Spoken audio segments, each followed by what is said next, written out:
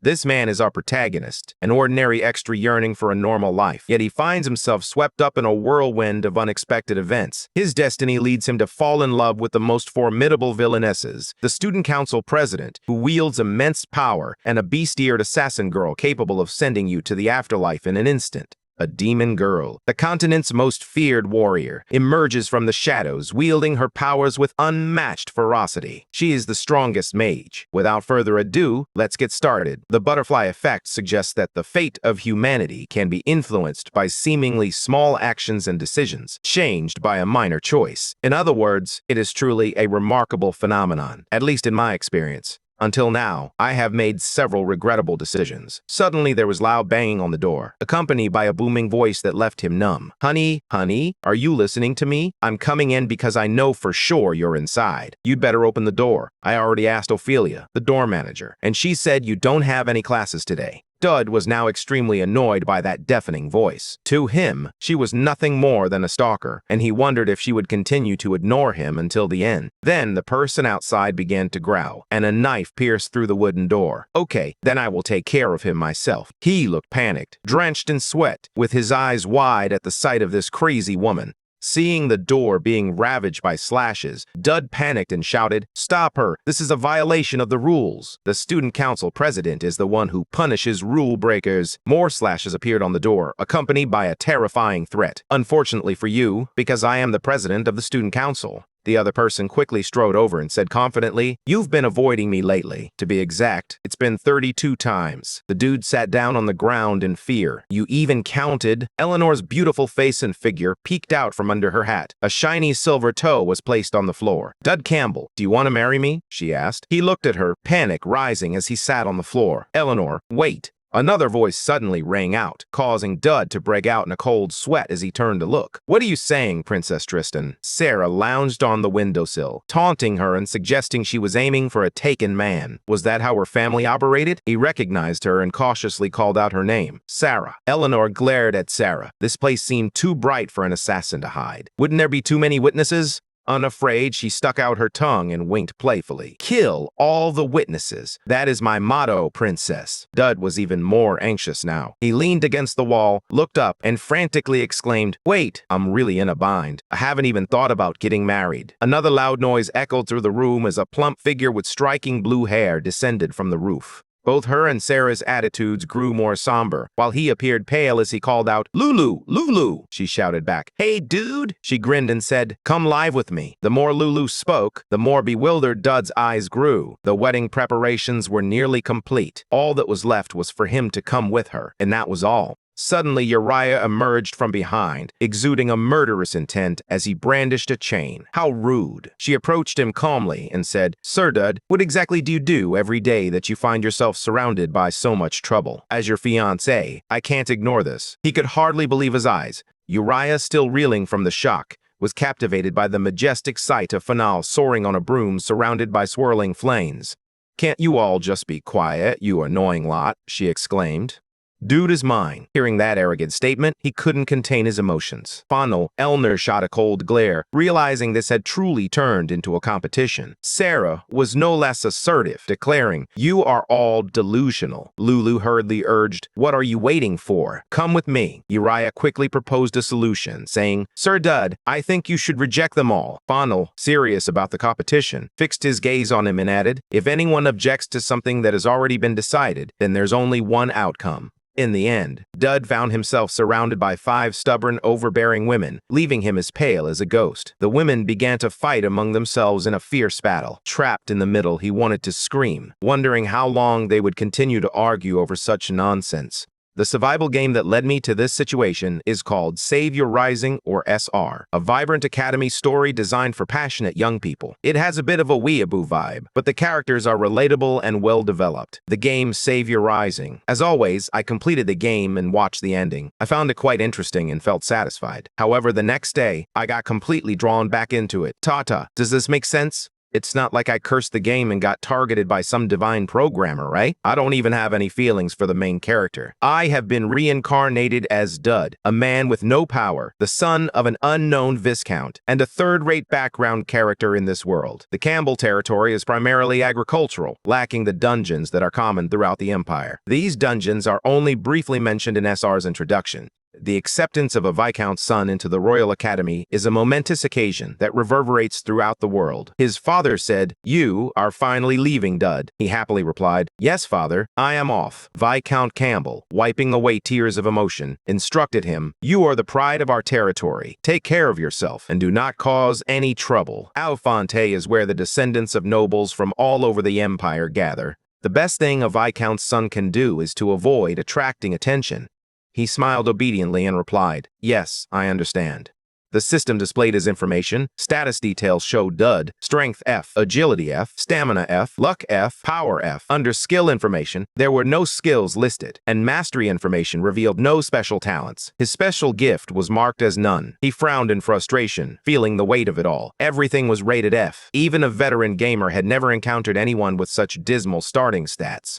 The system displayed a notification for the main quest. Enroll and be assigned to a class. According to the game, if I skip this quest, it will be game over. The Alfonte Academy, where I am about to enroll, will soon descend into chaos due to the villain's rampage. I won't do anything that could endanger my life. He boldly encouraged his father. "Do not worry, father. I will do my best not to attract anyone's attention," the powerless father hurriedly denied. "That is not what I meant." But before he could finish, he was interrupted. "I do not want to daydream about raising the territory's reputation." Under the clear blue sky, he was determined not to attract attention. He firmly stated, "I do not need to get high scores either. Just staying in the average range is enough." Fourth Earl Campbell stammered, trying to clarify, "That is not what I meant. Isn't the main character supposed to do everything? I should have remained invisible at the academy. My school life is about to begin." Dude's face suddenly darkened when he saw the person in front of him, but it had been that way from the very beginning. "I find myself in the same carriage as her once more. Elner, the bloodthirsty one. Elner, the corpse piler. Elner le Tristan. She is the final boss of this world." Throughout the scenario, she and the protagonist clash repeatedly, leading to her gradual descent into madness. The dormant entity within her, the Gray Demon, will ultimately consume Elner's body, transforming her into the final boss that only the protagonist, who has completed her final development, can defeat.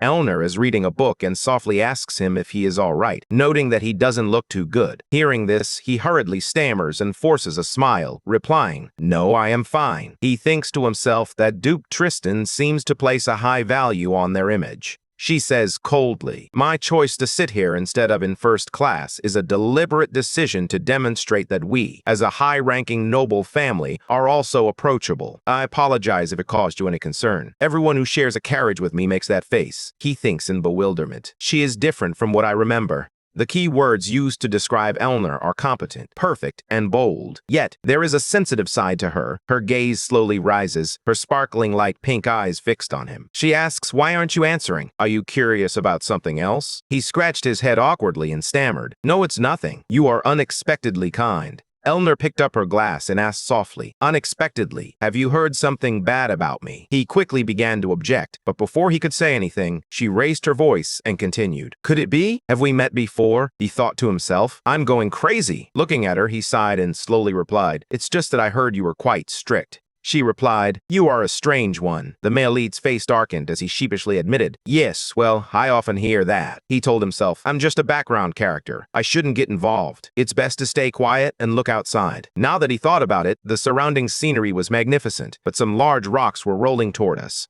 "Wait, what the hell?" He suddenly widened his eyes as he looked at the rock flying toward him. He whispered, "Student Council President." Elner hummed in confusion. Doug quickly raised his hand toward her and said casually, "Excuse me, may I ask?" A massive rock, moving at incredible speed like a blazing fire, smashed straight into the glass in front of you, identifying crafting armor for a fully grown skeleton. Elner always carries that with her. "I can't survive with all my stats at an F." Your action surprised Elner, causing her eyes to widen. In the haze, Elner asked, "Are you okay?" You contentedly buried your face in her chest and softly replied, "Yeah." She continued, "Can you move? You're heavy." When you lifted your face, you gasped in surprise and shouted in awe. You awkwardly and shyly stammered, "I am sorry." She casually replied, "It's okay. You did it to save me." He was surprised, and she, lying down with her face turned away, explained, "This is the first time someone has approached me so directly. Thank you. I understand your intentions, so please do not apologize." He awkwardly replied, "Oh," but in his head he thought, "I only threw myself at her to benefit from her armor." Elner stood up and asked, "What is your name?" He was taken aback and continued to look at the person in front of him.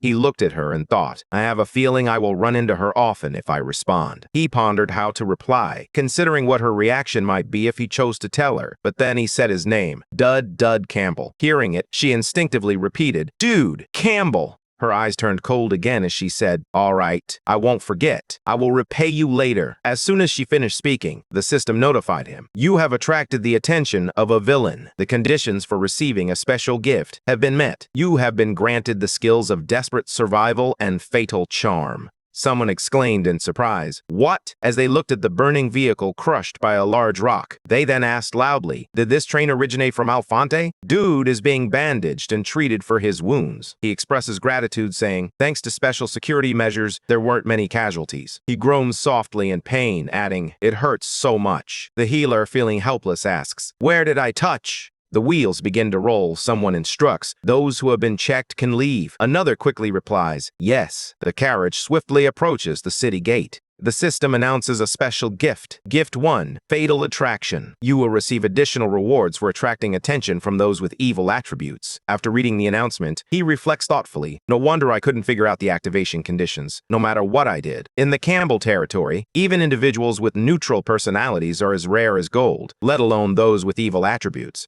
Of course, that gift could not be activated. Should I take a closer look? He sits in the ambulance carriage as the system prompts him to check his desperate survival skill level. When in danger, his stats will increase based on the level of his deadly charm skill. When confronting those with evil attributes, he will more easily attract their attention. The more extreme the situation, the stronger the effect. He studies the system screen intently, realizing that desperate survival will be invaluable in combat and crucial for his survival. But as he contemplates deadly charm, he wonders if he can truly possess this ability. The system is reminding me once more. It helps me attract the attention of those with evil attributes. I frowned, pondering who in the game possesses such traits. A warrior driven to madness by the chaos of battle. A sword god plagued by a mental disorder slashes anyone within 3 steps. A violent assassin eliminates anyone, provided the price is right. A magical genius with a severely warped sense of morality. All troublesome individuals, yet undeniably correct. Now, it's probably fine. The most important thing is to have skills that will help me survive. Strangely, the skill level is indicated by a question mark. Despite being a veteran SR player, I have never encountered this situation before. What could it mean? The healer, noticing my stunned expression, asked, "Are you all right? Do you need me to check your mental state again?" I firmly replied, "No, I'm really fine." The carriage pressed on along its route. Upon arrival, Dad Campbell took a seat in a chair inside. A man standing above spoke loudly and clearly. He acknowledged an unfortunate incident, but expressed gratitude for everyone's safe arrival. He also praised this year's freshmen, calling them amazing. He was lost in thought, recalling his conversation with the healer. The healer had asked him, "Hey, freshman, I heard you rode in the same carriage as the young lady from the Tristan family." He coldly replied, "So what?" The healer then mocked him, saying he was just the son of an unknown discount with no connections whatsoever. At that moment, the healer closed his eyes and calmly said, "I was once a student at Alfonte, hailing from an unknown noble family." He was taken aback by this revelation. The healer continued, "Do you really believe it was just a coincidence that you rode with her, considering all the other options? Duke Tristan has countless enemies, so it's wise to steer clear of her. Getting involved with those high-ranking nobles will only lead to trouble." Dud turned to Elner and replied, "I'll keep that in mind." Just then, the system displayed a notification. Elner Favorability ID 2. An event regarding the initial stage of trust is about to occur. Could this really happen? I'm already caught up in it, whether I want to be or not. In this academy full of schemes, it's no surprise that she is a candidate for the final boss. Just standing next to her could pull me into danger at any moment. While he was lost in thought, someone suddenly shouted his name. "Dud Campbell, you bastard!" A big, burly guy rolled a piece of paper into a tube and aggressively pointed it at him, saying, "Why are you just standing there?" The man next to him immediately chimed in with a jeer, "Look at this country bumpkin." The guy with the paper then reminded him, "Everyone's been paired up for practice matches except you. After the entrance ceremony, the practical combat test will begin immediately, and your opponent has been automatically selected." Hearing this, he scratched his head in bewilderment and asked, "Excuse me, who is my opponent?" At the same time, a sense of anxiety began to wash over him. He thought to himself, if everyone else has already been chosen, then the last person remaining must be the strongest. Elia, standing above, looked down and greeted him with a friendly hello. He looked up, his heart filled with surprise. Elia, the world's greatest genius, cheerfully asked him, "Do you need any help?" He looked at her, his legs already shaking, and stammered, "I am fine." Oh no, he thought to himself. In the future, she would become the savior and the main character of Savior Rising. This girl is also the main character of Savior Rising. Elia reached out her hand to him from the stone platform. His face darkened, his eyes welled up, and he thought to himself, I am done for. From inside the room, I hear voices calling out names. Count Crichton has arrived, along with Marquis Galantier. The girl rests her chin in her hand, lost in thought. Something seems to be troubling her. The entrance duel is underway, but she is late, and her anxiety is palpable. A boy asks about Miss Tristan, wondering when she will arrive. He could finish when Eleanor walked in, her clothes still stained with blood. She approaches the table in the center of the room and plunges her blood-soaked sword into it. Amidst the scene, the girl sitting in the main hall, seemingly unfazed, raises an eyebrow and asks, "I have a lot of questions for you, but where have you been?" Eleanor, still with blood on her face, replies softly as she tends to some matters. Alphonse sighs softly and says, "I am sorry, but I have other matters to attend to first." She shows no surprise and replies decisively, "Understood." In the dark of night, the full moon hangs high above as they converse. "Hey, did anyone die?" one asks. "Not many," comes the reply. "Only about 12. Eleanor crossed her arms and began to recount her experience. "They tried to assassinate me. They dropped a boulder on the Academy ship and attempted to make it look like an accident. I investigated and discovered their identities, and since I was nearby, I took care of them."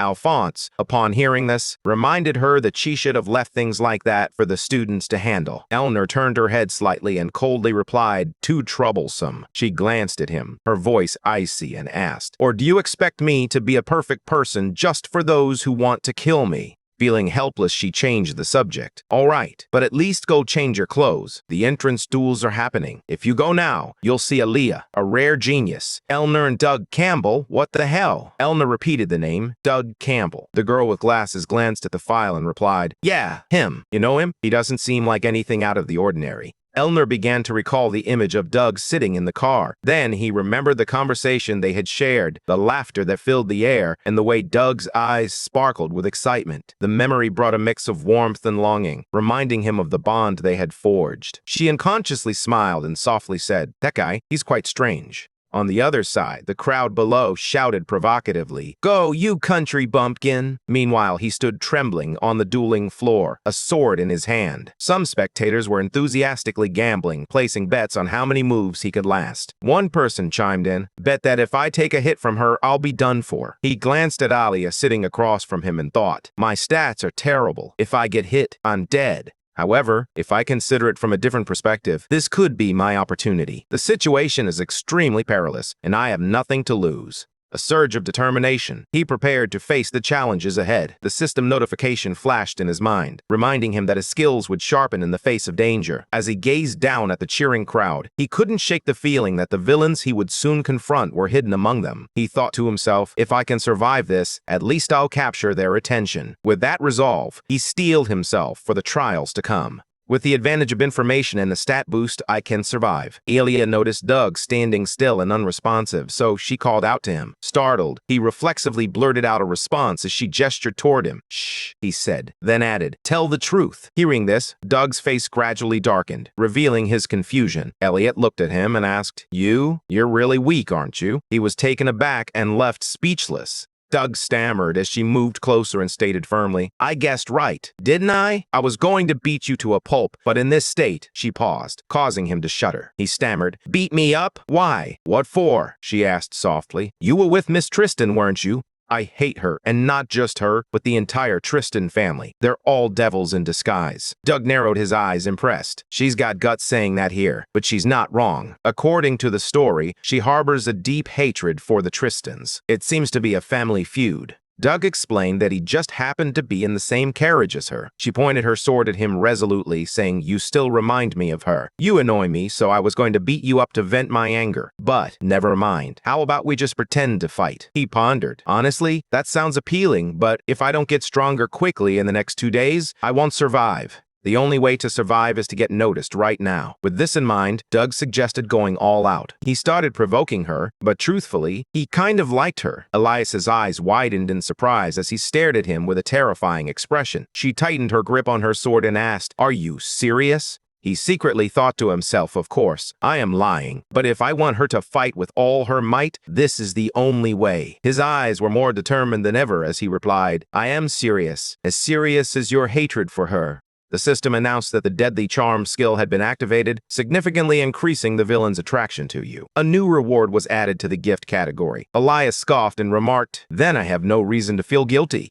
As soon as she finished speaking, she rushed toward him. She swung a powerful blow that shattered his sword in half. The attack was so swift and decisive that Dud felt both surprised and frightened. He leaned back to dodge, his face contorting as he did so. Elner asked in surprise, "You dodged it? So you're not completely useless after all. Then I'll speed things up a bit." Hearing this, his face darkened with fear. Dud gritted his teeth, sweating profusely as he stared at her. The system flashed red. Warning, dangerous situation detected. Danger level, non-life-threatening. Desperate survival skills activated at level X. He seemed unable to control his hand as it punched her straight in the face and instinctively exclaimed, "Hey," thinking to himself, "X level." That powerful hand struck Elner without mercy. Dud stared in surprise, surrounded by blue rays of light. He thought this was beyond mere astonishment. At the highest level of competition, Dud's powerful punch left everyone watching the match speechless, sending Elner flying into the stands. Maine was still stunned, frozen in place. Not in stark contrast to the audience, he was left speechless, his mouth agape.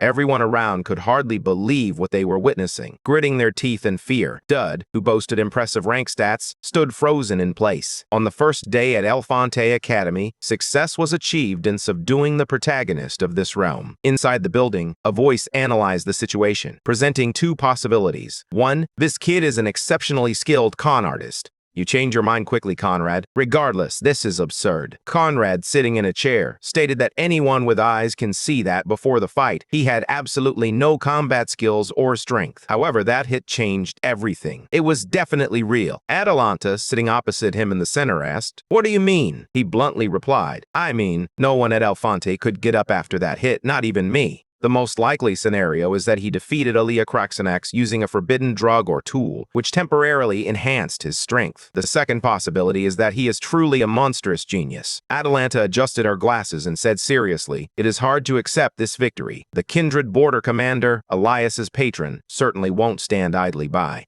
However, if we overlook a student with great potential, the Academy will face a significant loss if he is truly a fraud, and it will be revealed sooner or later. So, let us wait and see what unfolds." He seemed puzzled. He asked, "What do you mean?" Atalanta replied, "There are many interesting students this year, some so special that they require special treatment. If he is as special as you say, and he will definitely have an important role to play." Dud's story spread quickly, becoming a hot topic that captured the attention of the entire world. Who is he really? Is he a descendant of a great knight, or the most powerful genius to ever set foot in the Academy? Beneath his silly picture lies a clear caption: "Kindred's new star suffers a shocking defeat right after entering the Academy." He held the news report and sighed in frustration, saying, "This damn news, are they serious?" The system displayed a notification indicating that profile information related to special gifts had been updated. It then showed Elner's details, including character information, an increase in trust level from level 1 to level 2, a reward ready to claim, and the character event D1, Baron.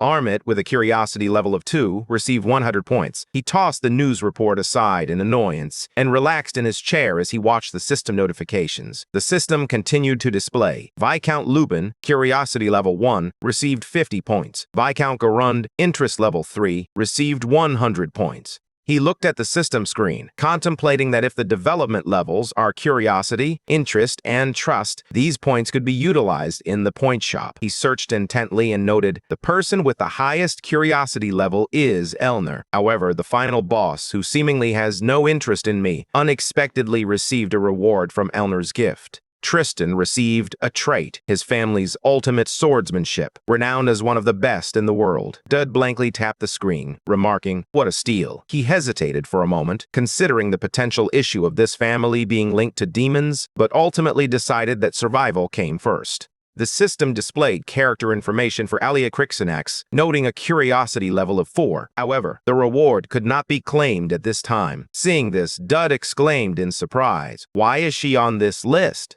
Gifts were typically reserved for villains who showed a genuine interest in him, but she was neither a villain nor interested in him at all, as he pondered when a knock on the door startled Dud, causing him to turn around quickly. A voice he hadn't heard in a long time. He paused, trying to place it, and then realized it belonged to an old friend. Elliot stood outside and said, "Elliot Crixanax here. Can I come in?" Hearing that, Dud was momentarily stunned. Why is she here? If I stay silent, maybe she will leave. Looking bruised and pitiful, she stood outside the door and softly asked, "Hey, are you in there? If you do not answer, I will break down the door." Hearing this, Dud panicked and quickly shouted, "Wait, are you crazy?" In response, Elliot confirmed, "So you are in there. Open the door. I have something to discuss with you." He gritted his teeth clenched as he asked, "What is it?" Elliot leaned against the door and said awkwardly, "Just things to help us get to know each other better." Dud was bewildered, wondering what was going on. He looked around, trying to make sense of the situation. Elliot walked down the long corridor, illuminated by warm yellow lights. She frowned and glanced around. She angrily turned and walked away, saying, "He should have gone along with it. Why is he so rigid?" I remembered being dragged away, struggling and shouting at Dud, "Hey, let us be friends, okay, hey!" In reality, Elliot was both sulky and curious, and there was something strange about him. He sighed, pondering how to make friends with a man. Lost in thought and not paying attention to her surroundings, Elia bumped into someone coming from the opposite direction, causing a small bag they were holding to fall to the ground. She knelt down to pick it up. As she bent down to pick it up, the other person spoke. "You should watch where you're going." Startled, she stammered, Elner." Alanitas looked down and asked, "Are you all right?" When Elias saw who it was, she was left speechless with fear. Neither of them said a word. They simply stared at each other. Suddenly, she recalled the urgent warning, "Hey, run, Elia!" It reminded Elia of that stormy night when someone had stood in front of her, settling her grudges for her. She replied in a trembling voice, "I am fine." Elias's eyes were filled with hatred, and she thought to herself that she instinctively reached for her sword. And at my current level, can I really defeat her? Elner, Tristan. Just as Elner thought of her name, she gently reached out her hand. She was stunned, and staring intently at her, I felt confused. She definitely saw my hand, so why didn't she react? Elner. Elias spoke, saying, "Give it back." He took the bag and stood up, pondering. Is she implying that she doesn't even need to respond to me? Hand trembling, she returned the small bag to Elner and said, "Here, take it." In her heart, Elias couldn't help but wonder, "Dude, how come? Does he know her too?" As they passed each other, and she reminded her, "Go to the right. Dud's room is just past this turn." Elner stopped abruptly upon hearing this. Then she called Elias back, looking puzzled. "Wait, how do you know where his room is?" Elner's expression darkened, her eyebrows furrowing as she heard the reply, "I've been with him all along." She pressed on. "Doing what, Elia?" Wondering to herself why she was so hostile. Despite this thought, she smiled warmly and responded in the spirit of friendship among freshmen. Elner seriously reminded her that freshmen are not allowed to interact with the opposite gender. She was extremely surprised by this newly added rule. Filled with murderous intent, she slowly repeated, "Not allowed." Elia, confused, asked, "Is there such a rule?" Before she could finish, Elner interrupted sternly, "I just made a rule. From now on, you're not allowed to come to his room anymore." She scratched her head in confusion and asked, "Excuse me, but what is the chairman's relationship with him?" As she turned to leave, she replied, "Nothing at all. However, remember what I just told you." Elia watched her leave, reflecting on how Dud spoke during their fights. As serious as her hatred for her, she thought angrily that there was something between those two. Even if it was just a little, she felt she should continue to get closer to him. Alfonte Academy's class sorting exam is designed to meticulously analyze every aspect of the academy. After a duel, students will be grouped, and since I defeated the warrior candidate, I was placed in the highest level group. Everyone appears proud, but I'm the only one who looks worried. The biggest problem is this girl. I pushed her away. She was away yesterday, but now she is in the same group as me. The system continued to display notifications, character information for Elia Crixanax, a level of interest marked as approaching, and a curiosity level of 5. Rewards cannot be obtained yet, but it is almost time for a change in interest status. Important characters will have a special event when their interest status changes. He thought helplessly as her level of interest increased again. What is going on? Come. A snack package and a letter arrived last night, wishing him good luck on the exam tomorrow. He started to analyze the situation in his head, realizing that someone was watching him. Why was all of this happening to him? 1. You are up, he sighed, thinking it best to set that aside for now and focus on the exam. There shouldn't be too many complications, as this is part of the main storyline. System display, character information for Elner Tristan, trust level 2. A character event is imminent. Elner stood tall and said solemnly, "Pleased to meet you. I am Elner, and I am in charge of this exam." He was shocked to see her. What? This can't be a coincidence. The event was already scheduled for today, and she is directly in charge of our group. It would be even stranger if nothing happened during this exam. 5 people sat around a round table, intently watching the orb in the center. They shared a common thought. If he is truly a genius capable of defeating a warrior candidate, they wanted to see how he would perform in this exam. The team leaders would guide the exam, just in case anything unexpected occurred. Elner waved her hand and said, "First, let us move to the exam area. I will answer your questions when we get there." Exclaimed in surprise. They must have invested a lot in this place. Someone ahead called to him, urging him to be quiet and follow Uka. They all entered a dark place together. Someone exclaimed, "This place looks amazing." Another added, "The lights just went out." She remained silent in contemplation, and Aaliyah, noticing this, urged her on. "Hey, you said you would answer questions when we arrived. Is this part of the test?" Who was looking at the lever pondered. "I think I can answer that. The entrance is blocked and the power is cut off." The system suddenly announced that the Elner event was in effect. He read the message and sighed, thinking this was a trap, not a test. Elner Tristan is once again in the spotlight. Following the assassination, surviving assassins continue to target her. It is crucial to protect this individual. Freshmen were reminded that they would take care of it, so there was no need to worry. Another student, sporting dragon beard hair, suggested that they should move quickly, as no one knew what could happen in this situation. Dud observed from a distance, thinking, "Wait, I just noticed. All these individuals are all members of the main character's party. If I recall the script correctly, this is where they first come together." In other words, everyone in this room plays a significant role in the story. As soon as he considered this, he pointed to a wall and decisively said, "I think the central hall is the most logical place to move to." One of them exclaimed in surprise, "What the heck? There's a map there." There are definitely no relief supplies there. Most importantly, it is a wide-open area, which will be easier to defend against ambushes than these narrow corridors. Trisha, feigning fear, asked about the ambushes. He continued, "To persuade, you both must have felt it too. Right, Chairman and Alia? We are not the only ones here." They heard him but didn't know how to respond. "I am going to." Elliot asked, bewildered. "Why?" He simply replied, "Because it is necessary." She angrily pointed at him and said, "But why? It's completely in the opposite direction from the central hall." Dud's face darkened as he replied dejectedly, "I can't say right now, but this is important. I will explain later." He looked at Elner and thought, "Yes, it truly is important. I'm not deceiving them. Nothing is more vital than protecting our own lives, right?" The sound of footsteps echoed in the darkness. Dud spoke up, "Okay," and then continued walking. He recalled his powerful punch to Elner and thought to himself that defeating Elia had given his words some credibility. Now, he just needed to hide until the event was over.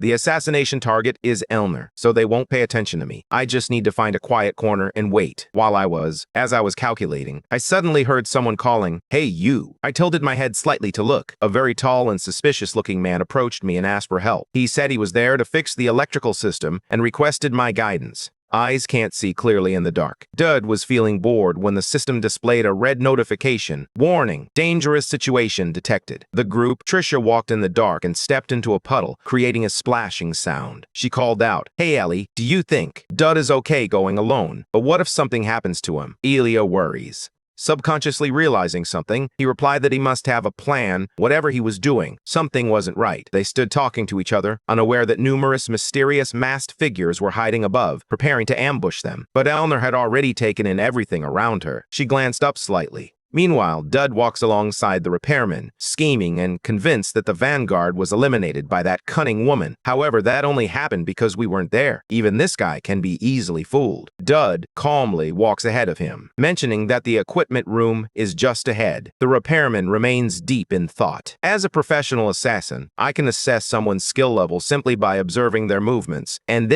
the guy is just an amateur. I can play with him for a while before finishing him off. After that, I'll dispose of his body and eliminate Miss Tristan. He glances back when he doesn't receive a response. Slowly, he begins to peel off his human skin mask while holding a short sword in his hand. Good. It is time to reward you. Sign frustration, replying, thank God, just as I predicted. If my opponent had any real strength, I might have been in danger. Luckily, despite your moves and even your rhinitis, you were still the same guy I remember. He frowned angrily, wondering what on earth he was talking about. Gripping his sword, he said, let us see your desperate survival ability, rank A. He hesitated for a moment, a deeper frown forming as he thought, I really don't know what to say anymore. He is just a weakling, and I will finish him off right away. The dude took a fighting stance, gripping his sword with both hands. On the other side, a man in black was slammed forcefully against the wall. Another hit by an arrow, red blood splattering everywhere. They were all working together seamlessly to take down the entire ambush party. One member of the group, Elliot, wondered aloud, what the hell? They are quieter than we thought. She turned back and yelled, Pal casts, freeze them. Inwardly, she wondered, what about Elner?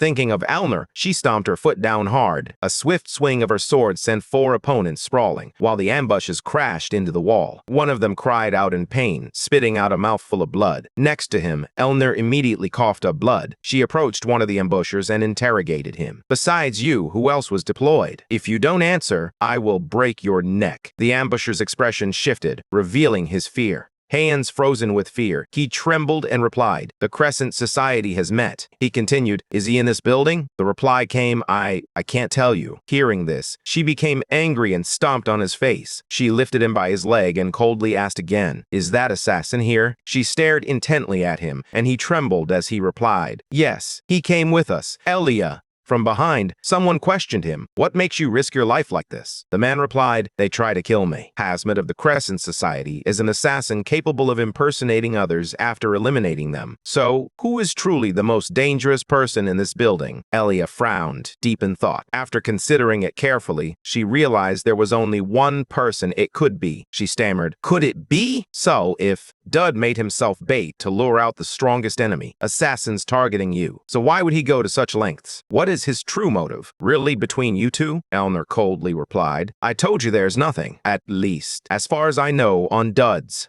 Hazimd cursed under his breath. Damn it. As a professional assassin, he couldn't believe he had been defeated so easily. The guardian spirit was supposed to be a non-physical barrier, only reacting to weapons. So why was this happening? There were traces of Tristan's swordsmanship present. This ancient and mysterious school had its secrets, but still, it left him questioning everything. An assassin is a weapon in themselves, embodying skill, precision, and stealth. Their training and mindset transform them into lethal instruments, capable of executing missions with unmatched efficiency. You only live once, so make the most of every moment. Embrace new experiences, cherish your relationships, and pursue your passions with vigor. Life is a journey filled with opportunities, and it's up to you to seize them. With just one move, you could already leave him black and blue, before he could even counterattack, but you struck him with a fatal blow through the heart. The system displayed a notification. You have successfully executed Tristan's sword technique, and your proficiency in this technique has increased. He held the staff in his hand and sighed in relief. He thought Tristan's swordsmanship was impressive, and I realized I should never have challenged him in the first place. Then, he leaned against the wall and said with difficulty, so you were the one luring me into a trap. Who are you? Confusion washed over him as the system continued to display a message. Deadly charm skill activated. The villain is stunned by your meticulous plan. Thanks to in-the-game system, weapons cannot be used at save points. That's why I brought him here. He noticed my silence and sneered. I guess you don't intend to answer. Fine. Kill me, he said calmly. I do not intend to kill you, he replied. The man asked in surprise. Why? He didn't answer, but instructed. Send this message. Do not foolishly approach Lady Tristan. Tell them that even an assassin of your caliber nearly lost his life. Elner's dark expression weighed heavily on him, and he silently assessed the situation. He didn't know who had given the order, but it was highly likely they wouldn't stop. If that were to happen, the chances of Elner's gray demon awakening would increase significantly. Therefore, he felt compelled to eliminate this threat before it could escalate. He looked on, determined. He looked at him, grinned, and asked, "What if I come back?" He did. Without hesitation, and directly challenged him. He vowed to try again, stating that next time he would protect her as well. Me suspiciously, "Is Miss Tristan really that important to you?" I answered frankly. "Let's just say she is." He was suddenly speechless. The system. A notification appeared. The deadly charm skill has been activated, and the villain's favorability has increased dramatically. Elner listened to our conversation, staring blankly at me. Dud turned, and Elner began to look around, now walking toward me step by step. In the student council room at Elfonte Academy, a distressed voice cried out, "Oh God, everything's a mess." I understand. The headmaster is angry, and now I have to hunt down the organizer immediately, even though I already have a mountain of work to do. This academy is in disarray. Given the route and timing of the assassination attempt, it is almost certain that there is a spy within our ranks. Elner, I understand that political infighting targeting you is common, but this is the second assassination attempt, indicating their determination. In response to that concern, Elner almost dismissively remarked, "I wonder." Speculating, the girl continued, "Well, this one seems a bit different. I'm sure those behind this will strike again. Those who were with you last time were all commended, yet none of them died. As Dud is the only one without a record of commendation, there is no reason he should not be recognized, and I cannot understand why. It feels as if he is deliberately avoiding the scholar's attention." After a series of analyses and concerns from her companion, Elner simply replied, "I wonder." Interrupted, her friend angrily shouted, "I will punch you if you say 'I wonder' one more time." Elner, unfazed, nonchalantly provoked, "Go ahead." Extremely annoyed, she grabbed the jar and threw it at her friend, yelling, "What is wrong with you?" Elner easily dodged the projectile. She caught the jar and asked emotionlessly, "Is there a problem?" Her friend said impatiently, "You've been absent-minded all day. Can you focus at all? I don't know what's going on, but if you don't tell me, I won't help you anymore." Elner then suddenly replied, "I think I'm starting to be interested in someone." Surprised as if she couldn't believe her ears, her friend asked, "What?" Elner gently repeated, "I said interested." Without thinking, a question popped out. "Who?" "Elner." She said shyly, "You just mentioned him." Her friend responded with surprise, "Doug Campbell." There was a moment of silence. Filled the room for a few seconds. The girl, now seemingly processing the information, she asked in surprise, "Wait, hold on, you like that country bumpkin?" Elner immediately retorted, "I did not say that." She looked at her friend's worried expression. She said, "Not yet. I don't know what he did to catch your eye, but what if Duke Tristan hears about this?" Elner simply replied, "That old man would definitely be furious." She walked over, put back the jar she had caught earlier, and said nonchalantly, "Besides, I don't even like him." This made her friend notice her change in attitude and think to herself, "I guess so." Alphonse, wearily shaking her head, said to her friend, "Come on, don't deny it. After all, no matter what he does, he treats you pretty well, doesn't he? You would be suspicious right away. As a Tristan, you should be more careful." Elner calmly replied, "That is true, but I just need to test him."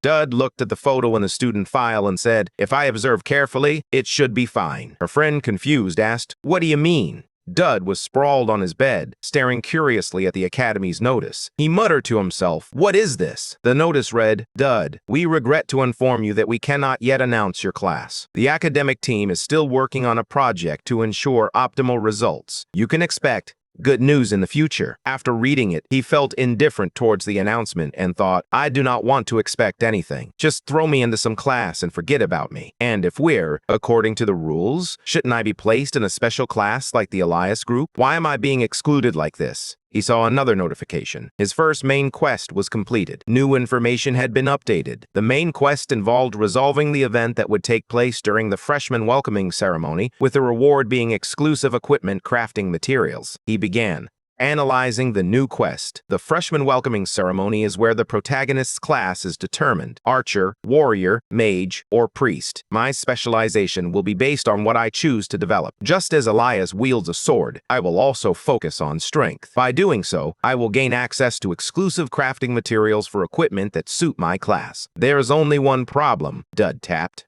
In the updated character announcement, Elder Law's favorability has increased from level 2 to level 5. This temporary boost is due to a special effect, and players can obtain a special reward. Elner is an important character, and a special event is coming soon. There are 3 days remaining for the related event. Next, Elliot Crickson X currently has an interest level of 5 and needs to reach a higher threshold for a change in affection. He is an important character, and a special event is approaching. There are only 3 days left until this related event. He slumped over, holding his head in exhaustion. The final boss, the main character, and the main quest event were all converging at once. Something significant was definitely about to unfold. Suddenly, a notification popped up. Skill acquired. Skill copy. This ability allows you to copy one skill from a target. He stared in shock at the flashing text, panic rising within him. Damn it, what the hell is skill copy? This is insane. I never expected this at all. The joy was overwhelming. I can copy the final boss's skill, but I hesitated, thinking it would be a waste to use it now. Even though Elner may currently be at the top of the Academy's hierarchy, much like the main character, Elia, she is also a formidable presence with the potential for significant growth. Later on, she will possess an array of overpowered skills, so there's no need to utilize skill copy at this moment. For now, I need to prepare for the event happening in 3 days. Luckily, I know something that can help me survive. Taking action. Advantage of the darkness. He hurried to a warehouse located deep within the Academy's abandoned area. It was the old armory, examining the various weapons and equipment displayed. The dilapidated place before him Dud sighed in relief. It felt great to have used the point shot before arriving here. He had equipped himself with various tools for this operation: speed boosters to enhance his pace, shadow masks to improve his agility, and cat shoes to ensure silent footsteps. After bypassing each layer of security, I have finally reached one of the hardcore players' treasure hunting spots. As I explore the area, I can feel the excitement building, knowing that valuable rewards await those brave enough to seek them out. Agile as a nightcat, Dud climbed the wall with ease and grace. He landed with a precise jump. This time, among the items exchanged from the system, there was a particularly special one: recovery cakes that would restore your stamina like never before. It sounds like an advertisement, but it was truly effective. Now, let's search around. He rummaged through the pile of old items filling the warehouse. As I chewed on the bread, I thought, I have discovered all the other important things. Now, there is just one last item to find. The ultimate divine relic, an ancient incense burner that holds millennia of power. I looked at the incense burner and whispered to myself, great, I have everything I need now. Suddenly, Dud looked up with a stunned expression. It turned out that everything he thought he knew was about to change. When I took out the incense burner, I carelessly caused a stack of wooden crates to wobble. I glanced at them. Dud watched in horror as the crates began to topple. Frantically, he thought, damn it, I knew things couldn't go smoothly forever. Suddenly, a girl sleeping soundly appeared behind the falling debris, catching him off guard. He picked her up and was shocked to realize it was Yuria. Just then, Yuria woke up and exclaimed, surprise!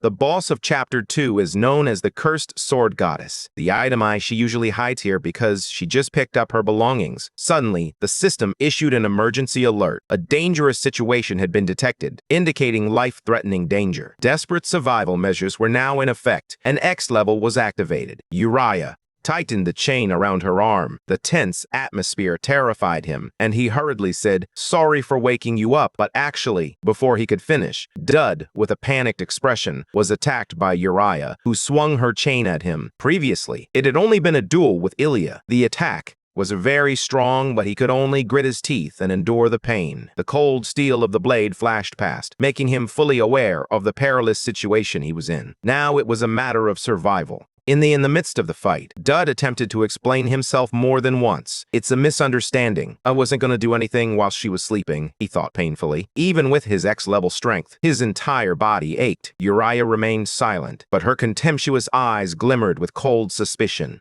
Giving Dud time to rest, Uriah tightened her grip. The chain roared through the air like an angry steel serpent as he dodged, repeatedly pleading, please. She lunged with murderous intent, his movements charged with aggression, but he quickly evaded the attack to minimize the damage. Uriah staring in astonishment, he then unleashed a storm of blows without uttering a word. Retreated in panic, his heart pounding in his chest. He felt a surge of fear rising within him. I sighed, relieved that I knew how to avoid getting hit again. The tip of the sword shot straight toward him like lightning, but Dud gritted his teeth, closed his eyes, and stood still. I held my breath, watching the scene unfold. I stood still, but oddly, the tip of the magical sword halted just a finger's width from my face. Immediately afterward, Uriah retracted the chain, and based on my prior experience, I sighed inwardly for 3.5 steps. Any enemy entering that range would be instantly defeated, but in exchange, she couldn't advance even a single step. That was the mechanism of Uriah's curse serves as an absolute limit. As I stood within that distance, she asked, "Can you take a step forward without hesitation?" I replied, "So you can slash me." Her eyes remained fixed on me. She bluntly replied, "Yes." But in that moment, I realized I could not escape either. In the silent space, her stomach suddenly rumbled. It was an unexpected sound that broke the stillness.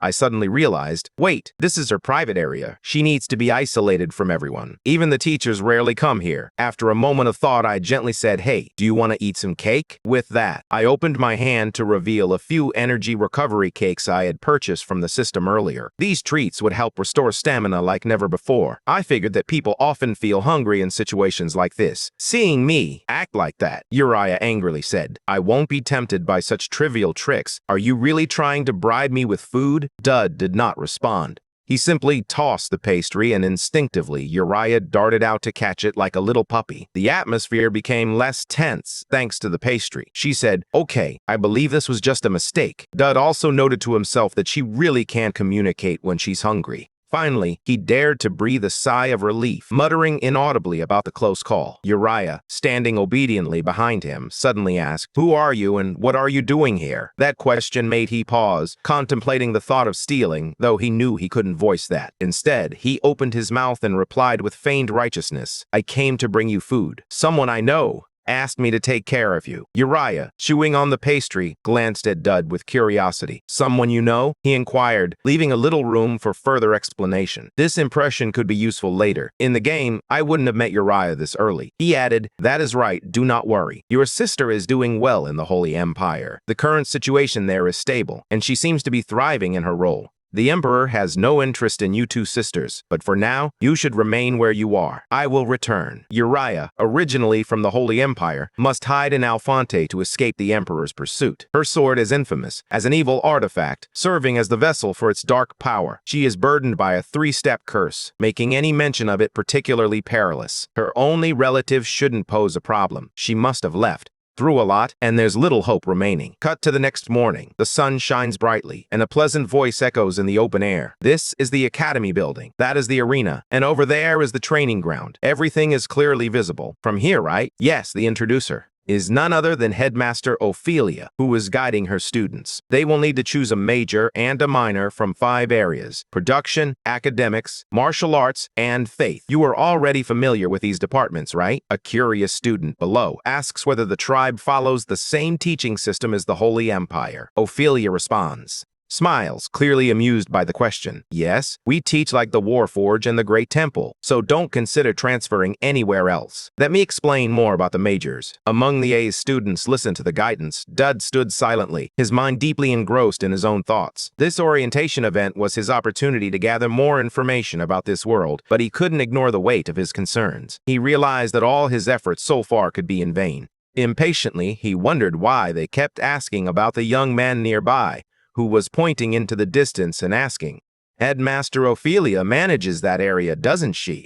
In the distance, almost completely separated from the academy, a vast area appeared, covered by a shimmering barrier. Its faint light served as a dividing line between reality and illusion, between magic and the mundane. The teacher warned that it was a forbidden area, stating that anyone who entered would face immediate punishment. The thought lingered in the air. Flashed through Dud's mind was the void. It was the ruins of the historic war between heaven and hell. Divine messengers and chosen warriors sealed away the demons. Even though hundreds of years have passed, yet the aftershocks of divinity and death continue to collide incessantly. This area is crucial in the event that the demons break the seal. Therefore, the Holy Empire, the Tribal Alliance, and the Empire established the Golden Triangle to monitor the area. Alphonse and other academies are also part of this system. Snapping out of his thoughts and returning to reality, the atmosphere of the student orientation became clear once more. In the crowd, Luca, with his striking hair, raised his hand. His voice was filled with curiosity and excitement as he asked, "Headmaster Ophelia, could we get a little closer to take a look?"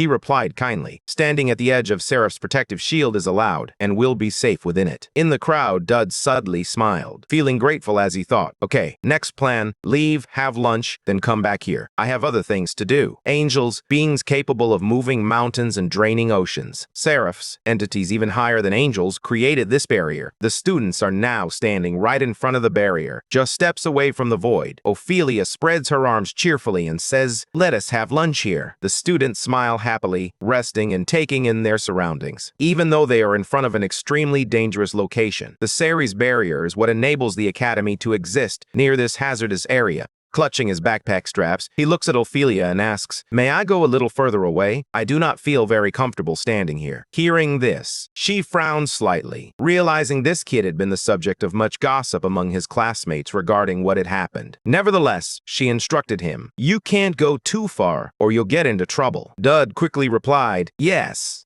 From a distance, Talion angrily muttered, "Is that country bumpkin getting arrogant just because he's receiving attention?" In a secluded, Dud takes out an ancient incense burner and carefully adds unicorn horn powder, phoenix feathers, and a fan made of coral. With everything in place, he prepares for the ultimate ritual. A divine artifact. This portable incense burner possesses extraordinary power. Suddenly, a mystical vortex of light appeared in space. He stared at it, unblinking, wondering if he had missed anything. "I came all the way here for this moment. This method allows me to access various entities that ordinary people could never dream of." Dud stood before a massive explosion, showing no sign of fear as a fog enveloped the area. A voice echoed from somewhere, declaring, "Where the Allied forces know," I said, "flatten the ground, do not dig ditches, and leave them." He looked intently ahead, contemplating the words. "They say the Sarians did it," following Dud's lead. As he gazed ahead, he noticed someone digging. "Look, rookie, do you really think flatten means digging holes when the ground is too hard?" Someone replied. "Your shovel's not any harder," he said. But before he could finish, Acer and the person next to him both turned to look at him. He instinctively asked, "What's with that human? He's been staring." This has been the case for a while now, but whatever, at least he is quiet, which is better than those who keep bothering us while we are working. Suddenly, Ezra approached with a frightening expression, immediately questioning, "Why did you suddenly stop? Why isn't your shovel moving?" The man stammered in response, "Well, a magic circle appeared before him. While the two on the other side continued to argue, it began to move. "No, spread it out. Don't dig down anymore," one shouted, a hint of fear in their voice. Suddenly, a frog jumped out, startling everyone. Later, a vehicle arrived equipped with 2 loudspeakers. The person inside the vehicle began to speak loudly. The vehicle shouted, "Hey, the sacred mud bricks are here. Unload them quickly." An angel wondered how many there were. As soon as he finished, bags of bricks were thrown to the ground, accompanied by the reply, "A lot." Then a shout rang out. The girl driving the car spotted an angel enjoying a snack during work hours and asked, "Why are you sitting there eating cloud cookies?" The angel replied, "You are the driver, right?" The car responded, "Yes, but I'm also a soldier. Please save your energy for driving." He stood firm.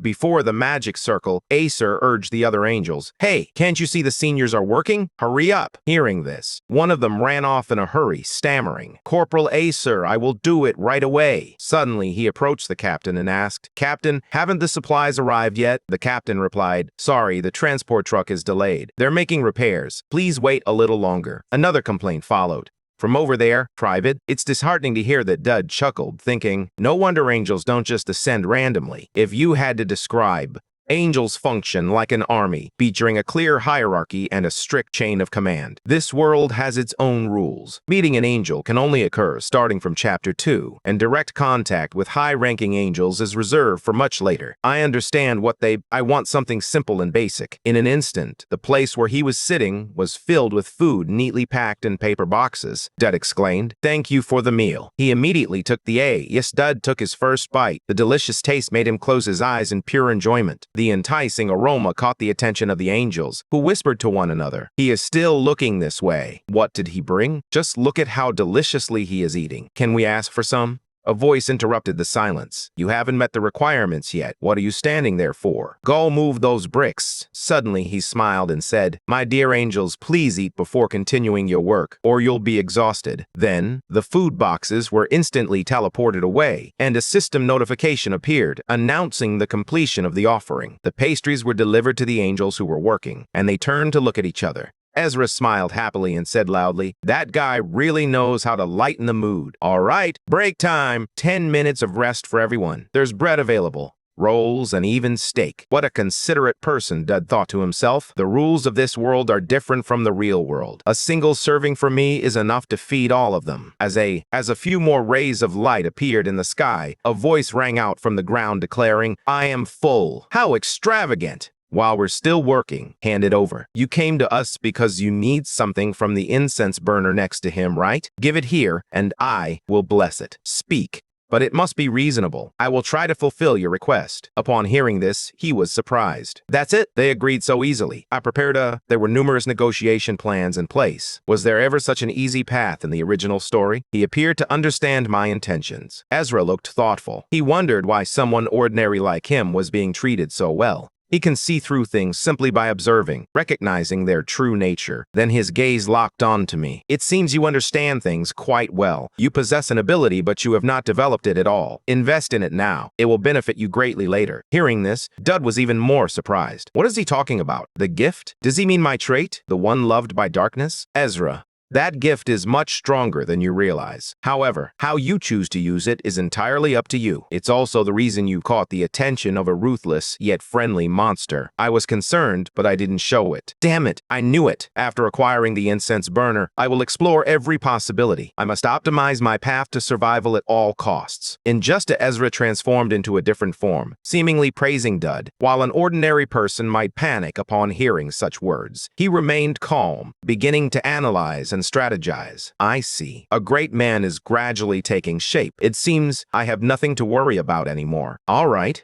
I have given my blessing," I replied. "Thank you, sir," rang out. "Sergeant, why would you say those things to a human?" Routing complete. Almost done. Meanwhile, Dud remained lost in his thoughts. Ruthless but friendly? What could that possibly mean? And here I am, a great... Is he not overestimating me? Before leaving, Ezra turned back to say a final word. "Believe in yourself. I acknowledge you." The circle vanished, leaving him stunned for a long time. Dud sighed, relieved to have completed his goal. He reflects on his determination. "I'm just trying to work hard because I do not want to die." He acknowledges that this is a warning from an angel, prompting him to think carefully about his next steps. As the sensor floated in the air, giving the system an aura of supreme divinity, C+, infused with a special power from divine entities of another world, possesses two skills. The first, asceticism, converts all bonus stats into stamina by using a small amount of mana with a cooldown of 20 seconds. This skill can be evolved through proof of faith. The second skill, protective shield, also uses a small amount of mana to create a one-time protective barrier that grants a stamina effect with the same 20-second cooldown and the potential for evolution through holy wounds. He closed his eyes reflected a restless mind filled with vague thoughts. That angel bestowed some pretty useful blessings, enhancing my physical stats, are related to health, directly impacting survivability. My urgent need for survival can help me increase my stats quickly, making these skills incredibly useful. However, the most crucial aspect is evolution. In this world, things that can evolve will naturally improve performance over time. Discovering this so early in the plot is truly a blessing. A system notification appeared, consuming a small amount of mana. He thought about it, but the problem is that it feels like a distant dream for someone like him who lacks any related attributes. If he can't use it, right now, I need to find another way to temporarily replace it. That's also why I came here. The person in front of him reminded him, "You're not concentrating at all." Doug replied, I'm listening. "Yes, I heard everything you said. You mentioned that we need to form groups of 2, right?" He looked a little uncertain. Foolishly, he said, "You know what a group of 2 is, so where's your partner?" Upon hearing this, he confidently replied with a smile, "She will be here soon." Doug scoffed and said, "And who would want to be with someone as unpopular as you?" "I'm not lying. This place will be crowded soon." He looked at his watch and replied, "What are you talking about?" Analyzed the situation. My partner realized he was more than just famous. He thought to himself that she should be arriving soon, based on the story's progression. As Doug finished speaking, Ilya appeared right behind him. "Hello. Sorry, is this the Monster Research Department?" Doug turned to face him, around to greet her, thinking to himself that he hadn't originally intended to get involved with the main character. However, he changed his mind, especially after hearing the advice from that old angel. Ilya also recognized him and muttered, Doug." Doug turned. "Ilya and I discussed your suggestion about getting to know each other better. Is that still on the table?" She seemed confused. Not knowing how to respond for a moment, I remember back. Then Eleanor said, "I really like him." But right after she spoke those words, a warden dragged her away, and they were separated. The others gossiped, speculating about the relationship between the two. Freshmen were not allowed to date each other, so they kept interrogating, asking, "What's going on?" But it was nothing. "What is Doug doing?" they wondered. "You said there's nothing between us." The dude offered a response, but the rumors continued to swirl. With a friendly handshake, she felt confused. Thinking he was incredible, Doug had tried every method without success. Now, he was switching tactics and attempting to make people jealous. "I've only ever heard rumors, but just how delusional is this guy?" In the dark space of the Academy simulation, only 4 red dots appeared. Someone asked, "Doug, are you sure about this?" The dude tried to convince the other person with a rather untrustworthy face. "Trust me, don't you want to be friends with me?" Ilya recalled their first encounter. "You're going to hit me," she said, her tone slightly awkward. "Of course, I was the one who got hit." Then he immediately switched to battle mode, his expression serious as he shouted and pointed forward. "If you really want to be friends with me after that, then do as I say now." At 9 o'clock, 3 of them appeared. The huge monster roared furiously, its sharp teeth ready to chew up the enemy at any moment. It raised its fist to attack when a surprised voice shouted. She unleashed with a swift strike. He beheaded the monster in an instant. Just then, Doug spoke up, alerting everyone to 2 more creatures descending from the ceiling. They were 2 monsters that resembled bats, but had long fangs and sharp, piercing red eyes that looked incredibly vicious. Using his drawing on his observation, knowledge, and experience, Doug quickly announced that their weakness is the neck. He advised against aiming for the wings and instead urged everyone to attack their bodies directly. Ilya reacted,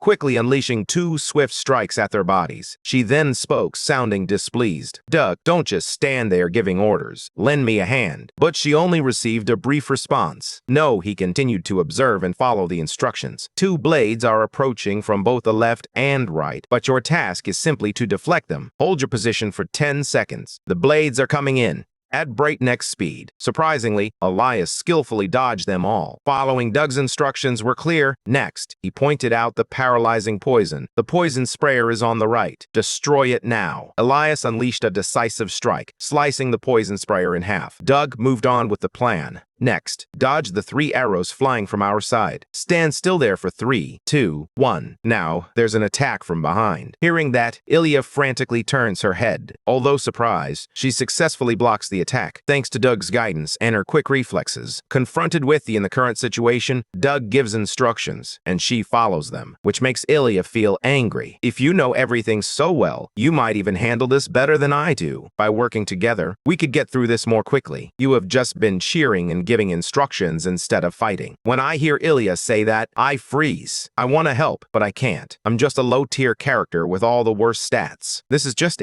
in this simulated battle, there is no real danger, so my instinct for survival won't kick in. These are merely artificial entities functioning according to a preset program. Since the situation is not truly desperate, I can observe without fear. Survival is not an all-powerful skill. I need to quickly boost my stats. Suddenly, Ilya rushes toward Doug, her determined expression strikingly fierce as she holds her sword straight out and shouts loudly. Doug's face pales at the sight. His eyes widen, pupils contract, and a forced smile appears on his face. This is too cruel. Ilya leaps with determination, swiftly turning to face the next threat, her eyes blazing with intensity of determination and confidence. Doug witnessed the scene, could only stare in astonishment. As she landed, confetti cannons went off at an alarming rate as she celebrated breaking the previous record. Ilya, still in shock. I asked in confusion, "What the hell is going on?" "I fought alone and set a record. This is supposed to be a 2-person challenge. What's happening?" His smile was slightly strained as he assessed the situation inwardly. "Despite my sloppy appearance, I'm actually a hardcore tryhard." Doug then replied to Ilya, "We got lucky. The next area will be." Situation was becoming increasingly difficult, but she pressed on. Good luck to him, but Doug might not realize just how furious she was at that moment. Her eyebrows were furrowed, her eyes tightly shut, and she bit her lip in frustration. She was so angry that she didn't even bother to turn around and curse. It seemed the tension was palpable. The entire battle was witnessed by someone through a magic mirror who praised, "They're doing quite well. This is Dean." Percy pursed his lips and decided, "Looks like we will have to allocate more funds for mock battles next year." Turning to Conrad, he asked, "What do you think?" "A man in the army. Green placed his hand on the head of someone barely over a meter tall and asked, "Was it designed by the tactics department?" The other person replied, "Uh-huh." That man in uniform was Conrad, who continued, "But more importantly, it seems I'm quite lucky that the one they were targeting performed so well." Percy then responded, "Are you talking about that girl, the warrior candidate from the next class? They're progressing extraordinarily, quite remarkable indeed." However, he quickly corrected himself, saying, "No, not her. Him. Doug Campbell." Looking annoyed, Percy questioned whether the con artist was merely tagging along with a warrior candidate. "This is the problem with you mages who only know how to twirl your wands. Why are we even arguing about this?" Conrad replied firmly, "The warrior candidate could not have set that record alone. She is full of surprises." "What?" "Then Anyone can see that she is the stronger and primary fighter, but he is the key. He expertly positions his teammates, giving precise commands every second. His cover fire is flawless, and every action he takes is the most accurate decision." Conrad thought to himself that everything is meticulously calculated, as if he has fought on a brutal battlefield thousands of times. Then he turned. Percy suggested placing a bet to catch her off guard. At this moment, Doug and Elner heard an announcement. "Mike, check. This is Conrad from the Night Department. I'd become interested after observing you two in the Magic Department. Have what it takes to survive freshman year. A bet has been placed. The challenge is on for both of you to prove that you can make it through this pivotal time together. Succeed, and I will grant you a privilege. You may make any request." Hearing this, Percy was taken aback and looked puzzled. "Why would you go this far?" he continued. "If you feel pressured, I won't force you. Considering your current situation, this request seems nearly impossible." However, surprisingly, Doug replied confidently and loudly, "It's okay." He firmly stated, "Of course, we can definitely do this." Ilya appeared extremely flustered and uncertain. "Dude," Doug's confidence displeased Percy. "Look at him." But Conrad, on the contrary, said, "I will bet on your success, so let us begin. Elsewhere, well, what on earth is going on here?" Alphonse complained. "With this pleasure, I understand you came here to clear your head." A voice interrupted, "Give me water." Then she continued to complain, "But did you have to overdo it like this?" Elner lay there. "They're exhausted," reaching for the water bottle. She spoke heavily. "There's something I want to remember." As if not understanding Elner, she continued, "Remember when I was little, my mother taught me these techniques, but I do not remember them well, so I'm trying to recall them. A demon lives in the bloodline of the Tristan family. This dark rumor has two sides. One highlights the extraordinary, inhuman talent they possess. When asked, "Elner, are you not exaggerating?" she asked, slightly opening her eyes. On the other side lies a world of madness, moments of extreme violence, and the decay of reason. This is why, despite the countless great achievements of the Tristan family, their final years are always tragic. Then she paused. Elner opened a water bottle and drank continuously. Alphonse asked, "It's not that serious, is it?" She sat up. "There's nothing to worry about. I don't care about it anymore." The other woman, not believing her, asked again, "Really? Then I guess I can be frank." Elner put downing the water bottle. She looked serious. "Why are you being so cautious?" I asked. "I told you nothing can bother me now." The auburn-haired girl replied, "It's about that. The other person told me to report it immediately. I heard this from a Junior is currently with a warrior candidate from the next class." Upon hearing this, Elner turned and quickly identified the warrior candidate from the next class. "Yes, Ilya Crixinax, the girl who fought Dud," she confirmed, speculating further. She suggests that the two of them are working together because the mock exam is conducted in pairs. I understand now. However, it is not difficult. She sighed again, likely lost in thought about something. The water bottle was now squeezed out of shape, and water spilled onto the floor. Elner insisted, "Take me there." Alphonse, surprised, exclaimed, "But you just said you didn't care." Dude drew his attention, and seeing this, Ilya asked, "What are you gonna do? I know you are very good, but the question remains, is it really worth challenging the all-time record?" He replied indifferently, "Yeah." Faced with Dud's reaction was one of surprise. Ilya, looking a bit disheveled, frowned slightly and said, "Your confidence is no joke. Do you really have a plan?" He adjusted his posture, preparing for the response. Thinking to himself, Close realized that artificial monsters have a fixed movement pattern, making it easy to target their weaknesses. However, this was something he couldn't share with her. So, he replied casually, "All right, since you're here with me." Hearing that, she frowned slightly, her cheeks flushing as she replied, "I do not believe you, Conrad." Then, over the loudspeaker, Conrad announced, "Are you two ready?" Without hesitation, he replied, "I am ready." Hearing the certainty in his answer, Conrad felt a sense of admiration. "Perfect. Now adjust the difficulty of the test, but if you do, they will receive bonus points." Dud responded confidently, Please set the difficulty to the highest level, he replied. Hearing this, Percy frowned and said loudly, I really can't trust these freshmen. They seem reasonable, but this is too much. At the highest level of difficulty, they could lose their lives. Despite his concerns, he still answered. Very confidently, Conrad expressed his belief that it was worth a try. Seeing his confidence, he was pleased to grant the request. However, Elio looked worried. Perhaps she didn't believe that 2 freshmen could tackle a task of such high difficulty. Dud reassured her, do not worry, warrior. What is done is done. Percy was now enjoying his newfound freedom and the thrill of adventure. A warm drink and a delicious cake were ready in the waiter's hand. I can't believe you, Conrad. You're acting like this is the first time. Haven't we done the same thing with the previous freshman? She thought. Something different this time. He confidently replied, wait and see, Professor Percy. There must be a reason for such confidence. No matter how uncertain the situation may seem, dangerous things can be transformed. All we need to do is save them. All right, carnage mode is activated. Prove yourself, freshman Elia Legrand. Damn it, go! Percy could only watch as the challenge unfolded, sighing helplessly while the Dean of Tactics was in tears, lamenting that their club was finished. Meanwhile, Elia remained extremely confident as monsters rushed in.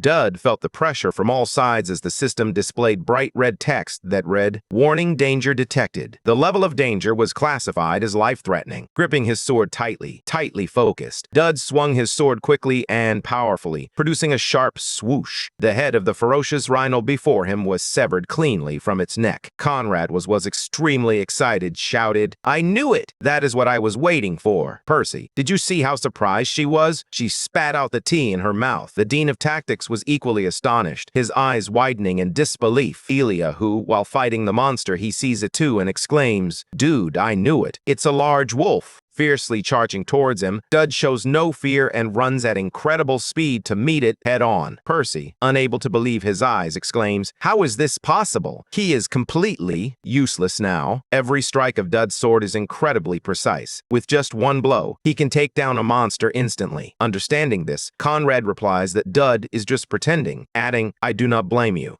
If you have never witnessed his true skills, it's understandable to react that way. However, as time passes, the monsters will grow stronger, and so will he. This means that both sides will evolve. Elia is currently intensely focused on her battle, having successfully eliminated 2 monsters and a giant ant. Her companion is not far behind. With the number of eliminated bees remaining constant, they continue to defeat numerous powerful monsters. Elliot grits her teeth and, with a determined strike, rises to her feet, her sword gleaming with brilliant light. The air crackles with energy as the defeated foe falls, marking the end of the fierce battle. Blow on a giant ant, she exclaimed. Now, Dud, he immediately understood. He replied, got it. Then he used Elias's shoulder as a springboard and jumped, aiming at Dud. With precise preparation for a beautiful sword strike, he executed the Tristan's swordsmanship technique known as Levolt. He unleashed countless attacks. Fatal attacks were launched against the giant ant. Then, Dud successfully landed with grace. An announcement rang out. Congratulations, this power is incredible. Dude Campbell and Elia Crixinax have broken all the boundaries. Records indicated that the giant ant was not completely defeated. It raised its sharp leg to stab him. She recognized the danger and immediately warned, Ah, dude! He turned around just in time. In surprise at the approaching attack, a voice suddenly rang out, urging to duck, only to reveal a golden ray flashed past Conrad. His precise and powerful swordsmanship caused the creature's body to explode into hundreds of pieces. He still seems stunned by that dangerous moment. He stands there dumbfounded as he successfully clears the obstacle, landing right in front of Dud, who praises and congratulates him. It seems this record won't be easily broken. He still looks dazed while someone else continues chattering. Who would have thought a freshman could handle Alfonte's artificial monsters as easily as cutting grass? Although Elia is panting with excitement, she listens as Professor Conrad speaks, his voice filled with satisfaction. Thank you, warrior candidates, for your efforts. Conrad sheathes his weapon.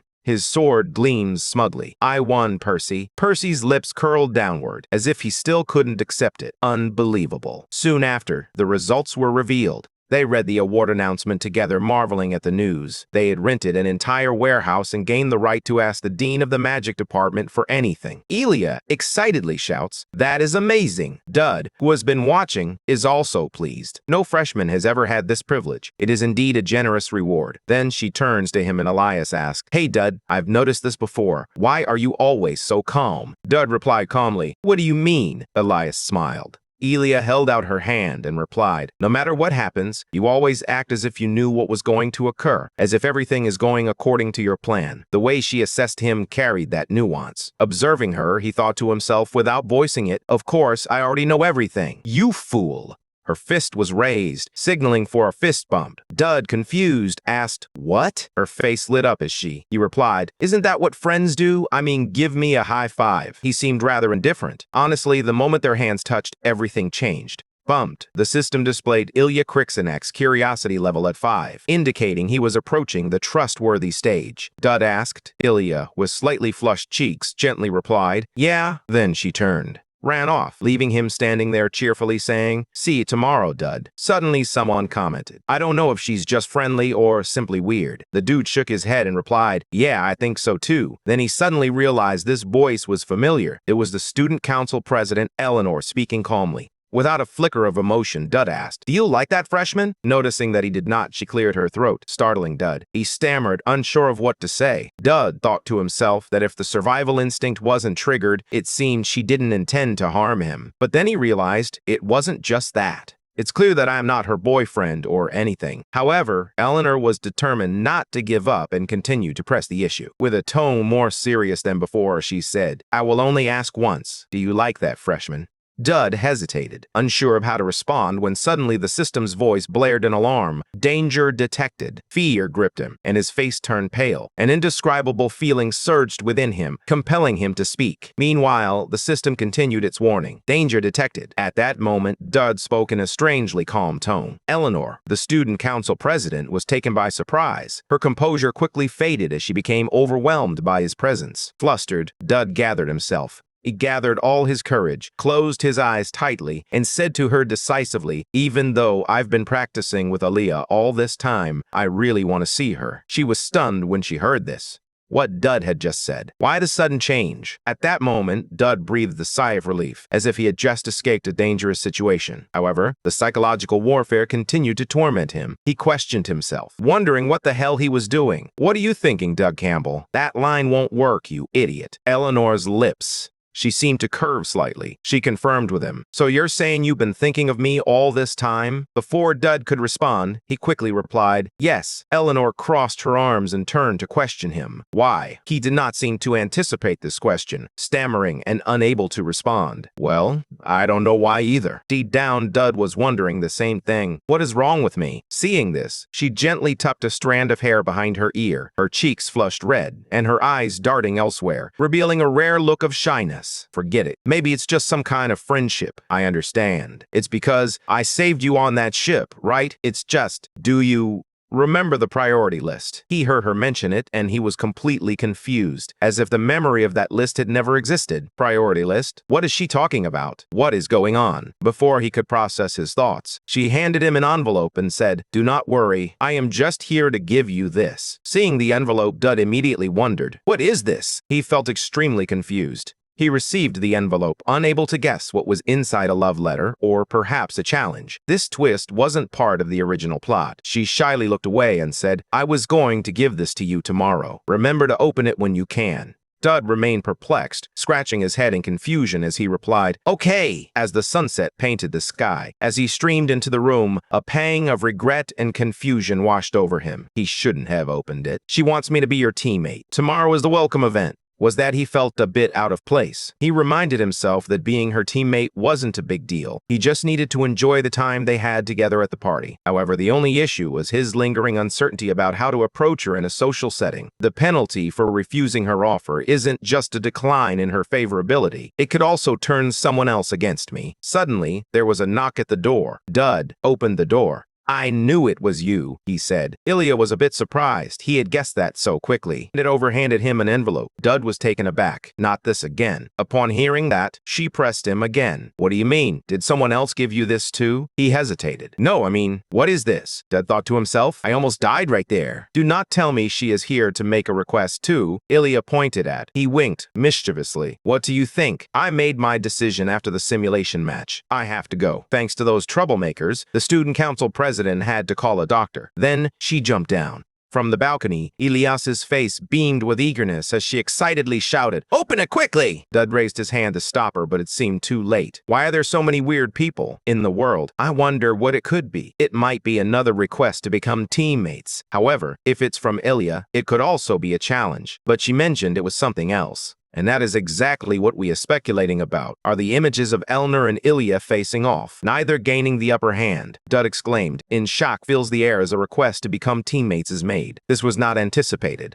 Why can't anyone give me an easier choice? If I choose Eleanor, I will be perceived as the villain by the main character. However, if I choose Ilya, I risk making the final boss hostile towards me, which could lead to my demise due to that dreaded death priority list. So, what if I simply reject them? I don't know what to do anymore. I suppose this is just happening. Because they are both still in the infatuation stage, this situation is quite troublesome. Suddenly, Dud had a bold idea. What if he could accept both of them? And so, the freshman welcome party began as the venue was adorned in extravagant decorations. Bright lanterns cast a shimmering glow throughout the room, creating a lively and bustling atmosphere. Class B this way, someone called out while others wondered, where's the last one from Class C? Are they in the hall? The freshmen eagerly mingled and enjoyed the festivities. Hey, aren't you a student from Class A? A young man with brown hair spoke up. Professor, they are here. There were so many students gathered around. At this welcome party, everywhere you looked, there were just people upon people. The scene was incredibly crowded and vibrant. Ely looked stunning, but she didn't seem to enjoy the chaos and sighed in frustration. So crowded. This place is like a pigsty. She turned to the person beside her who was looking radiant. Anyway, thank you for coming with me. Dude, you look so good.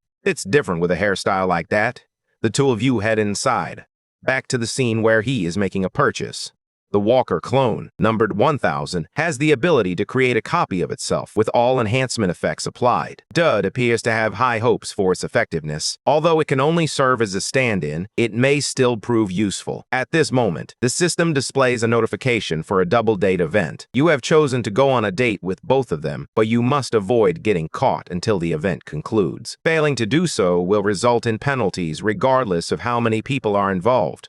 This plan could still fail miserably if anyone sees me. My clone is in the same location, and I know I will be caught immediately. So, I make a decision. I will use the cold gentleman option to silence him. Suddenly, Dud is startled by a loud noise and realizes it is a monster, growling and baring its sharp teeth. The creature looks extremely angry as it is locked in an iron cage. A cage is being transported by a carriage. A warning sounds. Clear the way immediately. I need to calm down. Breathe a sigh of relief. It's just a monster from outside. It seems they were planning to experiment on it before it escaped. That's when the main event will begin. And all I need to do is survive with Eleanor and Delia by my side. On my side, it probably won't be too bad. However, at this moment, a slip-up occurs. The pheromone effect has been activated. You are no longer just a normal kid. It has been bought and applied. Suddenly, I realize my body is emitting a strangely attractive scent when Eleanor appears. There you are. Dud is startled to see the student council president. She quickly notices the situation unfolding. What is that smell? Did you put on perfume? Dud deflects. No, the flowers here just smell nice. But Eleanor still trusts her sense of smell. I know that scent is coming from you, and it's driving me crazy. The guy is trying to brush.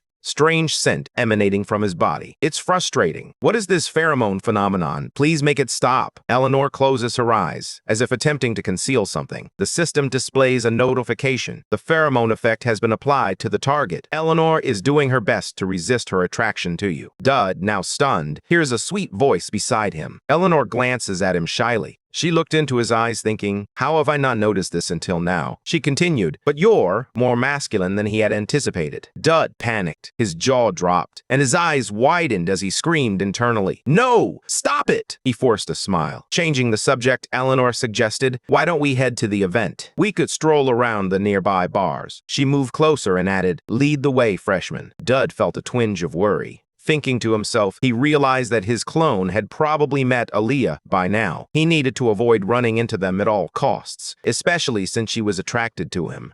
Dud's pheromones filled the air as Eleanor tried to calm herself, repeating, calm down, to maintain her composure. Meanwhile, Dud hoped he wouldn't encounter his clone, wishing for nothing to go wrong. If things continued like this, maybe we'll be all right as long as my clone and I escort both of them, Dud suggested. Hey, why don't we stop by that snack stand and get something to eat, Eleanor? Her cheeks flushed as she gently nodded in agreement. Okay. They arrived at the grill. He stood, gazing at the fragrant golden skewers of meat on the grill. "How about trying some of this wild boar?" he asked her, his heart racing. He believed this was definitely the worst choice for Eleanor, who always watched her figure. He needed to reduce the effect of the pheromones immediately, but contrary to his expectations, she seemed intrigued. Dud's calculations led Eleanor to lower her head shyly as she asked, "How did you know I like this? Could it just be a coincidence?" The unexpected question caught him off guard, and he stammered, "Yes, it is." However, inwardly he felt as surprised as Columbus discovering America. "Oh my God, maybe if you saw that I did not." Eleanor noticed Dud still enjoying his boar skewers and turned to him, interrupting his train of thought. "Dud, are you still eating?" she asked. Caught off guard, Dud glanced away, feeling embarrassed. He thought to himself, "I need to maintain this relationship, but I also need to keep my distance. I have to ensure Eleanor keeps her distance from us. The farther away, the better." She walked over to a stall, excitedly exclaiming, "It looks like they sell accessories here. Hey, freshman, do you need anything?" Dud glanced at the trinkets on display. In front of him, he guessed that girls must like them. He said, "No, but let me buy something for you." Although he spoke those words, his mind was screaming the opposite. Buy a gift for Eleanor? No way. I need to reduce her fondness for me. Dud picked out a plane. Eleanor examined the unremarkable yellow button and asked, "What do you think he thought? Did he intend to give her the worst gift possible?" However, Eleanor's reaction was unexpected. Disappointed him greatly, the girl shyly replied, "Actually, I need a button to replace one on my uniform." Dud gritted his teeth once more, scolding himself, "I am doomed." After that, they both decided to sit down, rest, and eat a little. Eleanor wondered, speaking of which, if Dud had chosen a major yet. Dud and Eleanor chose a table was set in a rather private place, adorned with several delicious-looking dishes. In response to her question, he replied, "Yes, I plan to study theology." She was a bit surprised and asked again, "Theology? Why not you? Reconsider your talent. It would be a waste not to join the Knight's Order." However, Dud also explained that his choice. "I have my reasons for choosing this path. It was a deliberate decision, not made on a whim." Eleanor placed her hand on the table, asked seriously for the reason. Dud reluctantly replied, "To protect what is important to me. I need to learn certain things there." She inquired curiously, "What is it you want to protect?" Looking at her, he thought the answer was obvious. His life and her downfall. Holy skills are essential. My survival. They are crucial to achieving the ending I desire. However, instead of responding to Eleanor in that manner, Dud replied, "Since I was young, there has been something I wanted to protect. It is an event related to the secret society, an event set to take place in the future. The chapter's boss is especially vulnerable to holy skills." She frowned slightly as she asked, "Does this have to do with why you keep getting involved with me?" Dud could barely respond, only managing a hum. Eleanor continued bluntly, "I know very well it's because of the Tristan family's curse. The curse that drives all. Members of the family may be considered insane, but training the mind is not the only way to stop it. Do you know how to break the curse?" Against all odds, they persevered through challenges and emerged stronger than ever. "Expectations," Gentle Pain responded. "An angel's blessing a miracle where two archangels bestow blessings on one person, or so the rumors say." Eleanor maintained with a serious look in her eyes. She said, "Exactly, and you understand how difficult it is. That is why, no matter how much merit the Tristan family earns, we are always feared. So why are you able to be near me like this? Why do you always appear just in time whenever someone tries to assassinate me? Ultimately, what are your intentions?" Dud did not shy away from his intentions. I asked the question, looking into her eyes, affirming that what I want to protect is her. She seemed not to understand. "What am I to you that you want to protect me?" she asked. He replied, "If I do not protect you, I will die. That is the truth. I have no other reason," Eleanor said calmly. She brushed a strand of hair behind her ear and replied, "I knew this from the beginning, but you really are a strange one." He sighed, as if he were accustomed to this. He had heard that many times before. After confiding in her, he felt a sense of relief in his heart. He had shared the whole truth without a single lie, hoping it would be enough to satisfy her curiosity. The scene shifted to what appeared to be in a dimly lit dungeon. Aaliyah finds herself pondering just how strange Dud truly is. A clone stands surrounded by ferocious monsters, growling menacingly. Elio strides ahead of Dud, wondering if he is mad at her. She notices his silence. Suddenly, Dud stops asking questions, his tone puzzled. "Wait, when did they get to the basement?" She turns to look at him. Thinking to herself, she realized she needed to get closer to him to learn about the Tristan family. She felt uncertain about how to interact with someone like him. No, it was more that she didn't know what to do at all. This has nothing to do with men at all. This is crazy. Meanwhile, the Dud clone is focused on observing their surroundings. What on earth is this place? All of them. They are living monsters, Aaliyah says as she walks by, revealing that these creatures were likely subjects of the Academy's experiments. The professors here are incredibly irresponsible. How could they leave such things in the basement? A nearby monster approaches. A growling creature, its fierce demeanor capturing her attention, causes Aaliyah to turn around in surprise. She takes in the sight of the animal, its eyes glinting with intensity. The monster's presence prompts her to exclaim that even the big ones are here. Intrigued, she approaches it cautiously. The cage holding the ferocious monster is strangely unguarded. Wait, they aren't even chained, someone observes. Suddenly, the sensor used to lock the cage emits a sound, causing the monster to growl more fiercely. Aaliyah opens her eyes in surprise, unable to react in time. Suddenly, a loud explosion erupts. Dud quickly pulls her behind him for protection as the explosion erupts, trying to shield her from the blast. The scene then shifts to Dud enjoying a meal with Eleanor feels the tremors from the explosion, and she notices that something is amiss. Everyone at the welcome party, the ground shakes from the explosion, and many scream in fear, seeking shelter from the blast. By Dud's clone, she asked in surprise. Dud, why? Why? He looked at her and gently replied, this is my job. Elio was taken aback by his response. Dud's strange answer caught her off guard, leaving her confused. Sitting up, she felt puzzled and asked, what are you talking about, Dud? The explosion just happened. Now, we set most of the dungeon on fire, freeing the monsters from their cages, and they are closing in on us. The beasts bare their sharp teeth, bared and ready to attack. It scanned the surroundings, but only the iron bars that had fallen from the monsters' cages could be repurposed as weapons. Her eyes shone with determination. Thank you for protecting me. Now, it's my turn to step up. The system's announcement is designed to protect you.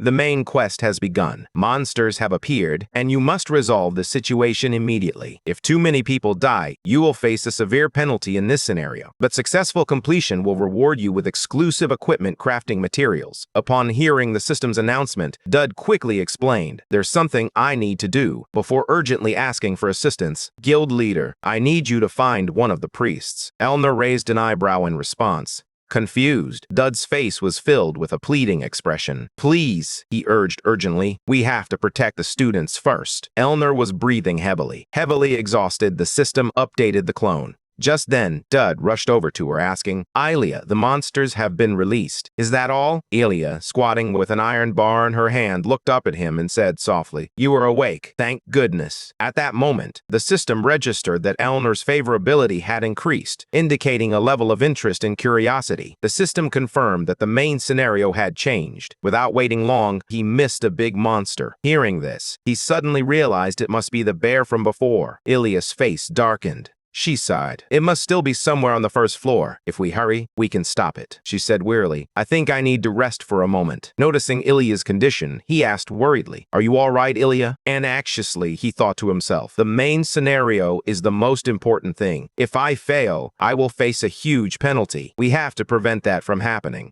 Right now, everyone is looking up with terrified expressions. The monster's eyes are a terrifying, fiery red fills the scene. A voice shouts out, trying to reassure everyone. Hold on until the professor and the knights arrive. Make sure the barrier holds, not break. It roars. Try to hold on. Break the barrier. Above, cracks had begun to form in the barrier. Suddenly, a powerful force, a voice rings out, stating that neither the headmaster nor Professor Conrad is present at the moment. His tone is firm as he continues, explaining that, despite the circumstances, we cannot utilize the angel's blessing. Eleanor then speaks up. Displeased, he exclaimed, you call yourself a priest? There are students present. He turned to her, expressing his frustration. You're using harsh words for a professor, Miss Eleanor. Not just anyone can cast a high-level barrier like the angel's blessing. Let's wait for the knights to arrive. Then he explains that this is why he tries to stop them from experimenting on those monsters in the first place. He knew they should never have given that power to the Tristan family. Hearing this, she frowning and gritting her teeth in anger, Dud could not wait any longer. He immediately rushed out and declared, I will handle this myself. Dud's haste made him panic as he charged toward the monster, ignoring the pleas of those behind him. Trembling with anger, he pressed on, determined to confront the threat head-on. Shouted, you are just a student. Do you even know what a blessing is? She stood beside him, confused, and gently called his name Dud. Dud's gaze was sharp and unwavering. Without a trace of fear, he charged forward with determination. The system then updated.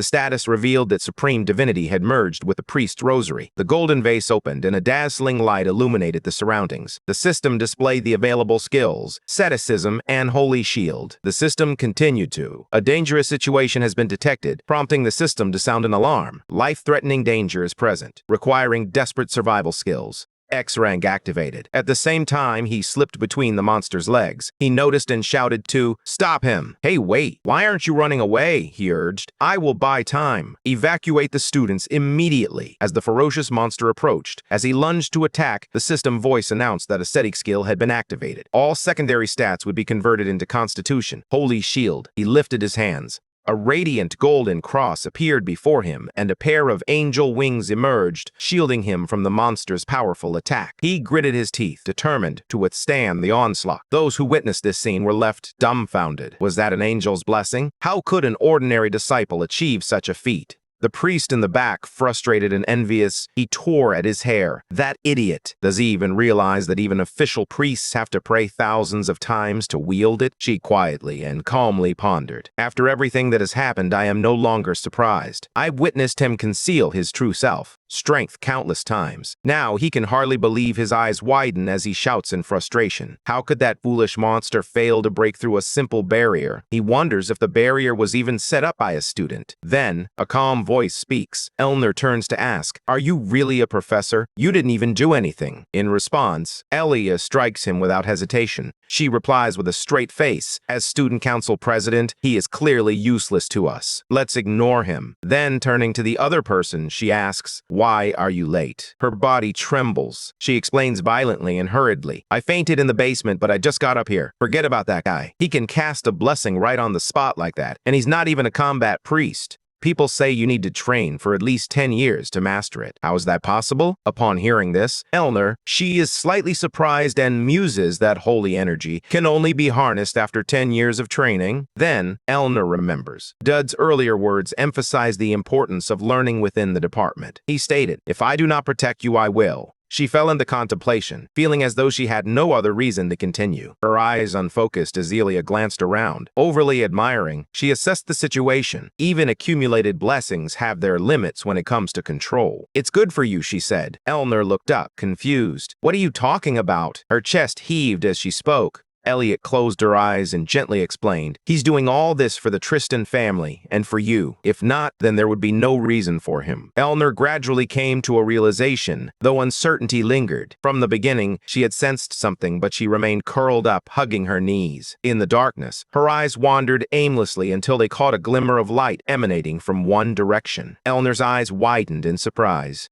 "Get a better look at it." Just then, she raised the sword was raised high towards Dud. Reflecting on him, he truly was an odd character. The attack intensified. Dud struggled significantly with this challenge. Elia exclaimed in bewilderment, swept through the room as everyone's eyes widened. In shock, Elner's gaze was fixed ahead, his mind racing as he tried to comprehend the unfolding situation. Unwavering, she fearlessly plunged her sharp sword straight into the monster. Elner leaped into action, struck the monster's nape with her sword, the unexpected pain causing it to roar. For a moment, the monster, he was slammed to the ground and exclaimed loudly, "Eyed Elner!" It roared with fury, overwhelmed by anger. The monster rose and charged toward her. She resolutely raised. She pointed her sword toward it, the power emanating from it overwhelming. He froze, staring wide-eyed at Elner. That was the true Tristan sword technique. With skill, she stabbed it. Light energy is repeatedly harnessed and utilized in various processes, continuously emanating from it, surging forward and aiming directly at the monster's body. Elner's eyes remained unwavering. She was under such relentless attack that she could only endure, unable to counter. She spread her legs, and as quick as lightning, Elner appeared right in front of it. In just a moment, the blade's edge grazing the monster's neck. The swing of her sword created a shockwave, critically injured it, and sent it flying away, resulting in a massive explosion. She calmly smoothed her hair and observed as Elner chanted Tramontana, creating a huge, earth-shattering effect.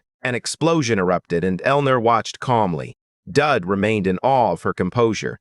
power, exclaiming, "She is on a completely different level compared to the replica I used." However, is this accurate in the original story? Elner was never involved in these events. The system appeared and confirmed. The main mission is to eliminate the monster. Current casualties, none an incredible achievement, as the system notification reminded him. There are 30 seconds until nightfall. He turned his gaze to the right. Professors who had long championed the experimentation on living monsters, all of whom were known supporters of the Tristan family. If Elner is participating in this endeavor herself, it implies she is indirectly acknowledging her family's past mistakes. Elner stood before the gathered crowd, ready to confront the implications of her actions. A sea of fire, fearless and proud. However, Elner has never been interested in politics. Why is she helping us? I don't understand. Never mind. Let's just finish the mission quickly and figure it out later. Outside, the fire raged. Voices shouted for everyone to get out. Is anyone still trapped? A concerned voice asked. A confirming voice replied, "No, everyone's out." She remained silent.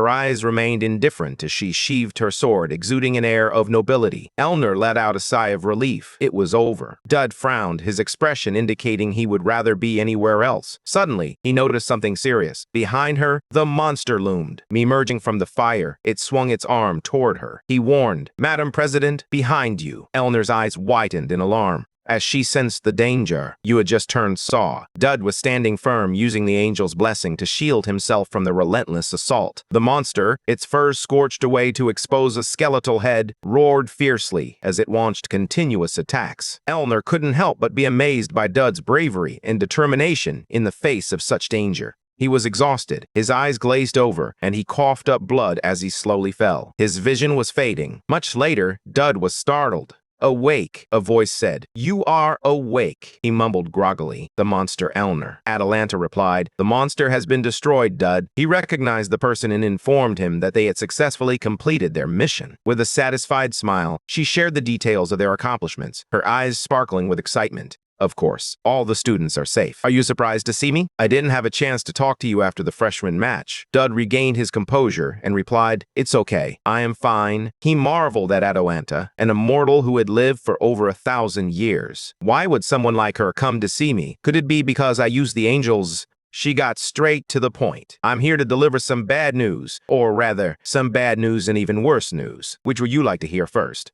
Dud replied without hesitation, starting with the bad news. She began to explain, "You are receiving more attention than any student in the Academy's history. No one has been involved in as many accidents and incidents as you. And from my experience, your streak of bad luck is likely to continue." Dud frowned deep in thought. "I didn't want this to happen at all," he continued. "So, what's the even worse news?" She narrowed her eyes. Questioning him, she asked, "What do you know about demons?" In the room at that moment, the light from the lamp illuminated the entire room. Atalanta chuckled and, "That is quite an interesting reaction, Dud. You don't seem worried at all, even though the Academy president just mentioned it." Dud hesitated for a moment. He sat on the bed, looking contemplative. Atalanta asked curiously, "I can't reveal everything I know. If I did, I wouldn't be able to predict what you're plotting." Dud calmly replied, "I am the only one who hasn't been sorted into a class, and I can't even attend any classes." He expressed his frustration about the situation. "Thanks to recent events, I've had to reassess the situation to address several issues. Don't you realize that right now, the ruling power no longer has much control over this society, and the timing couldn't be worse. They will do anything to recruit new members.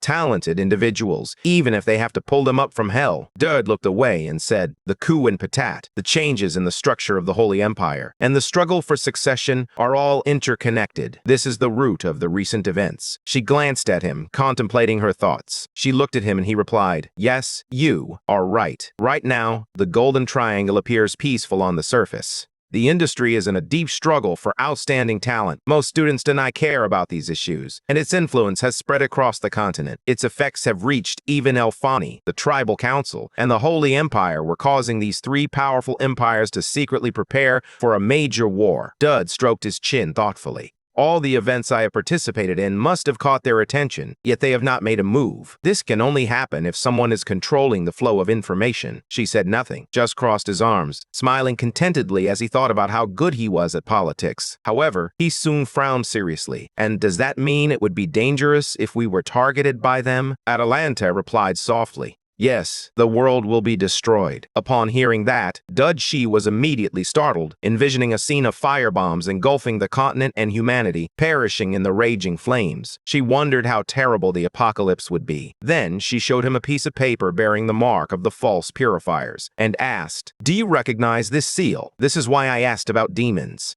Looked at the seal on the paper with alarm. It was the seal of the purifiers. She glanced at him, slightly surprised. The expression on his face showed surprise. Does he know about this as well? The purifiers are an organization, a cult that worships demons operating in the shadows. Their sole goal is to summon these demons to bring about the world's destruction. Both the failed assassination of Elnor and the monster breakout were orchestrated by them, with each event specifically targeting the Tristan family, and there's no guarantee that there won't be any challenges ahead. A third time, was silent for a moment before asking, "Why are you telling me this?" She summoned a black card with white cracks on it and replied, "Although I can't explain the reason, I want you to feel this." He took the black card, surprised by the discovery. Adelena realized she held a key to enter space, an item that could disrupt the balance of power by opening doors to other worlds. Noticing Dud's expression, she immediately understood. "Looking at your face, I can tell you know what it is. Keep it safe and show me what you can do with it." "You can do this. If you please me, I will reward you with more gifts." With a boom, a small explosion erupted above, and everything around them returned to the original room. Atalanta, pouring tea for herself, said, "This conversation must be kept secret." He immediately agreed. "Suddenly," she asked.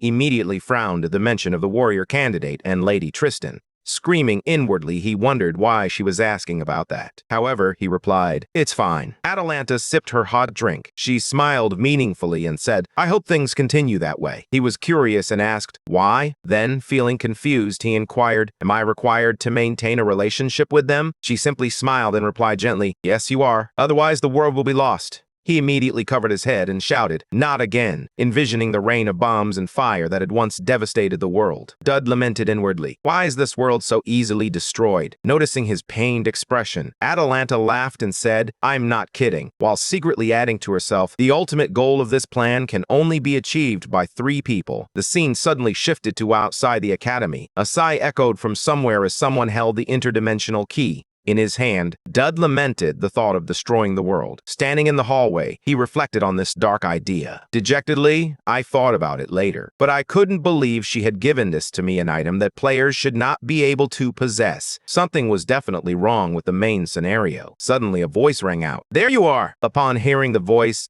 felt a surge of recognition. Immediately surprised, Professor Conrad, the night principal, smiled and said, "I have been looking for you, Doug Campbell." He quickly hid the key behind. He turned around and calmly asked, "You're looking for me? Why?" The reply came, "Even though you haven't been assigned to a class, I can't let you skip school forever. This will be your temporary assignment. Starting tomorrow, he would be studying with these people," and his expression suddenly shifted, frozen in time. The individuals mentioned in the letter were the class president, Elmer Law Tristan, and the vice president, Elia Crixanax. The thought of working with those 2 girls sent Dud into a cold sweat, prompting him to shout, "The end is near." Outside the academy classroom, the sword's versatility, it can be wielded in close combat or used for defense. Its design has evolved over centuries, yet its fundamental purpose remains unchanged. The sword symbolizes strength and skill, making it a timeless choice in any conflict. Suddenly, a voice interrupted. "Professor, I have a question." Noticing someone raising their hand, he paused to address the inquiry. Stopped. "Go ahead, Miss Tristan," Elnor said arrogantly. "Do you really think you're delving too deeply into theory? I doubt this knowledge will be useful in real combat." Upon hearing that, the professor immediately, she turned around and asked in surprise, "What did you say?" Sitting in a lecture hall among her classmates, thousands of other students, she said with a haughty look, "In combat, even a seasoned knight can be taken down by a ranged weapon." Her words immediately confused him. He couldn't believe that could happen. Elnor continued arrogantly, "Unless you plan to train to the extreme in swordsmanship, it's necessary to practice archery or throwing techniques as a supplement." Elliot glanced sideways, narrowing one eye. "I'm not entirely convinced, but I believe the professor has a point. As long as you know how to use the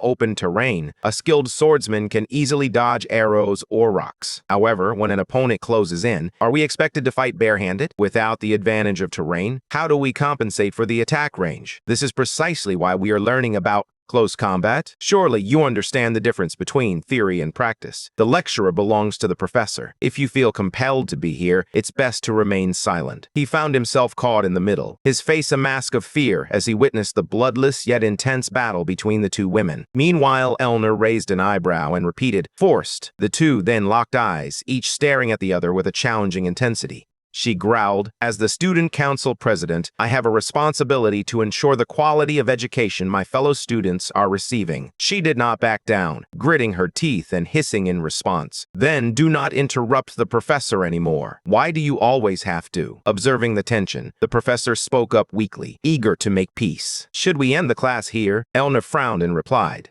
Disdainfully, Elia retorted, "Do not tell me you actually believe these theories could be applied in real combat." She shifted uncomfortably, adding, "At least they are more useful than listening to you talk." "I really believe that." She shook her head in disbelief. "I can't believe a warrior candidate can't tell the difference between advice and insults." Dud then cleared his throat. She clenched her fist and laughed as she asked, "Can we continue the lecture?"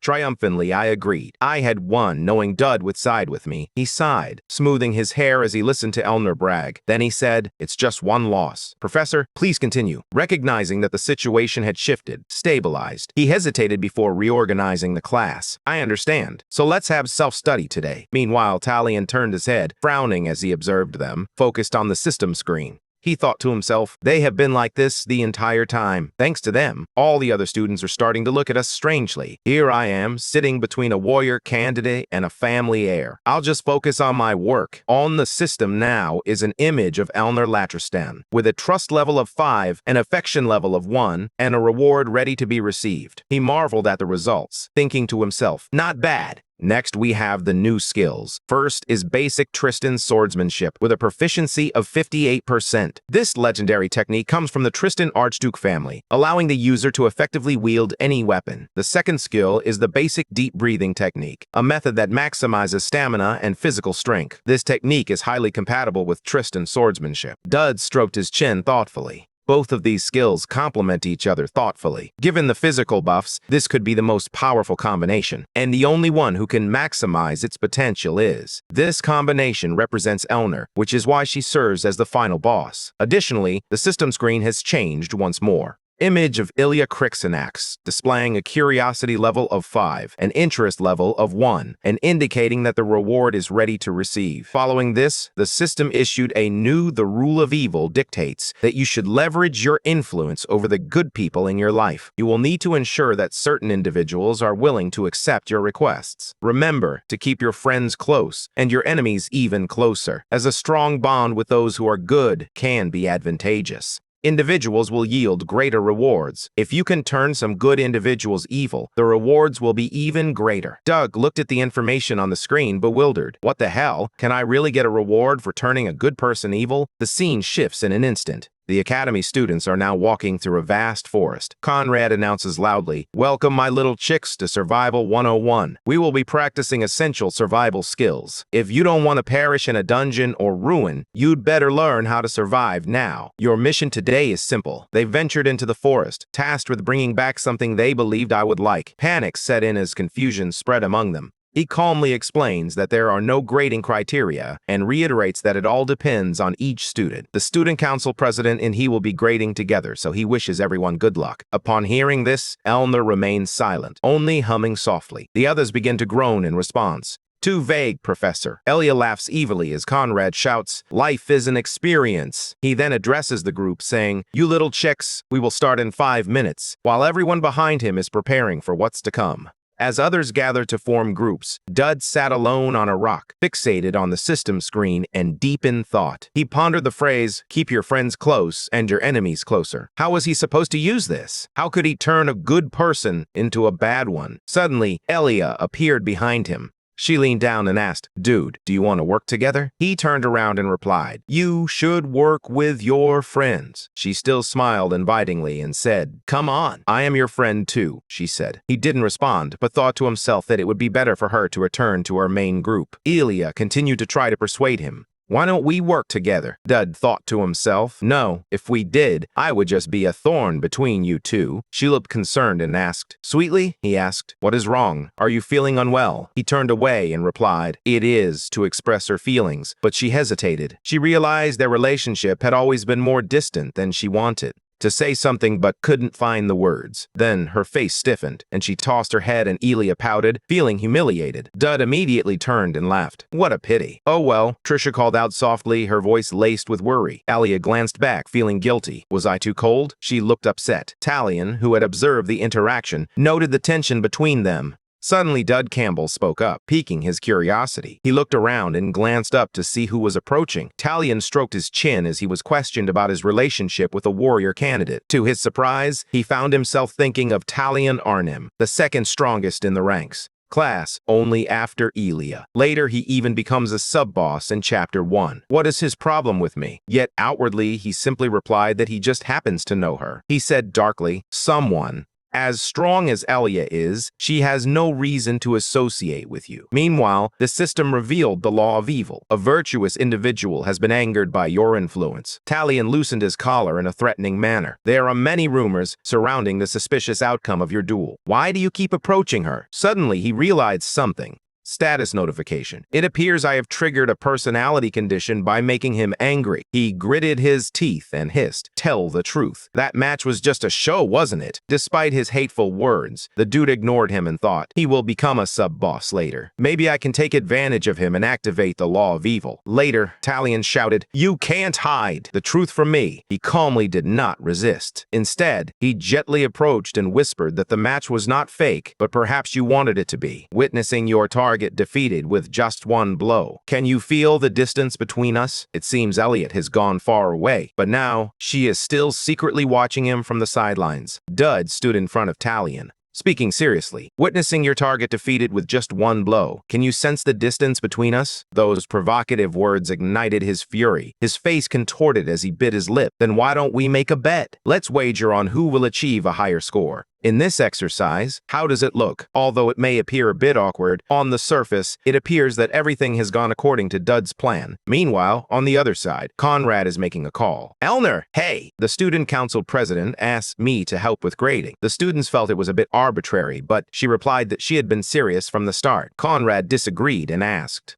Sternly, Elmer replied, "Really? Then explain why Dud has a perfect score when he hasn't even submitted his work." "Because he deserves it." He was shocked and asked, "What did you just say?" She winked and replied, "It seems you're not happy with my grading?" Conrad couldn't help but raise his voice. "Why don't you try putting yourself in my shoes?" Elmer retorted, "If that's the case, why don't you observe him a little so you can see for yourself why he deserves a perfect score?" With that, Elmer turned to leave. "I'll be right back," but he grabbed her shoulder to stop her. "I know you're trying to get close to him." Although he was spot on, she refused to acknowledge it. Naturally, I simply don't want him to be alone with a warrior candidate. After that, he made an excuse to leave, sensing that something might happen between them. "Please let me check," he said. But he retorted, "Even if I don't allow you to participate, I can easily kick you out." "How about that?" They decided to switch to another location. Tricia is feeling very worried as she observes and silently assesses the situation. Elia seems different today. In that moment, she used her brute strength to punch the beast in front of her while simultaneously kicking the one behind her. Luca carried his axe on his shoulder as he made his way through the dense forest and asked, "All the strongest monsters are gathered here. Is something special happening lately?" A freckled blonde replied,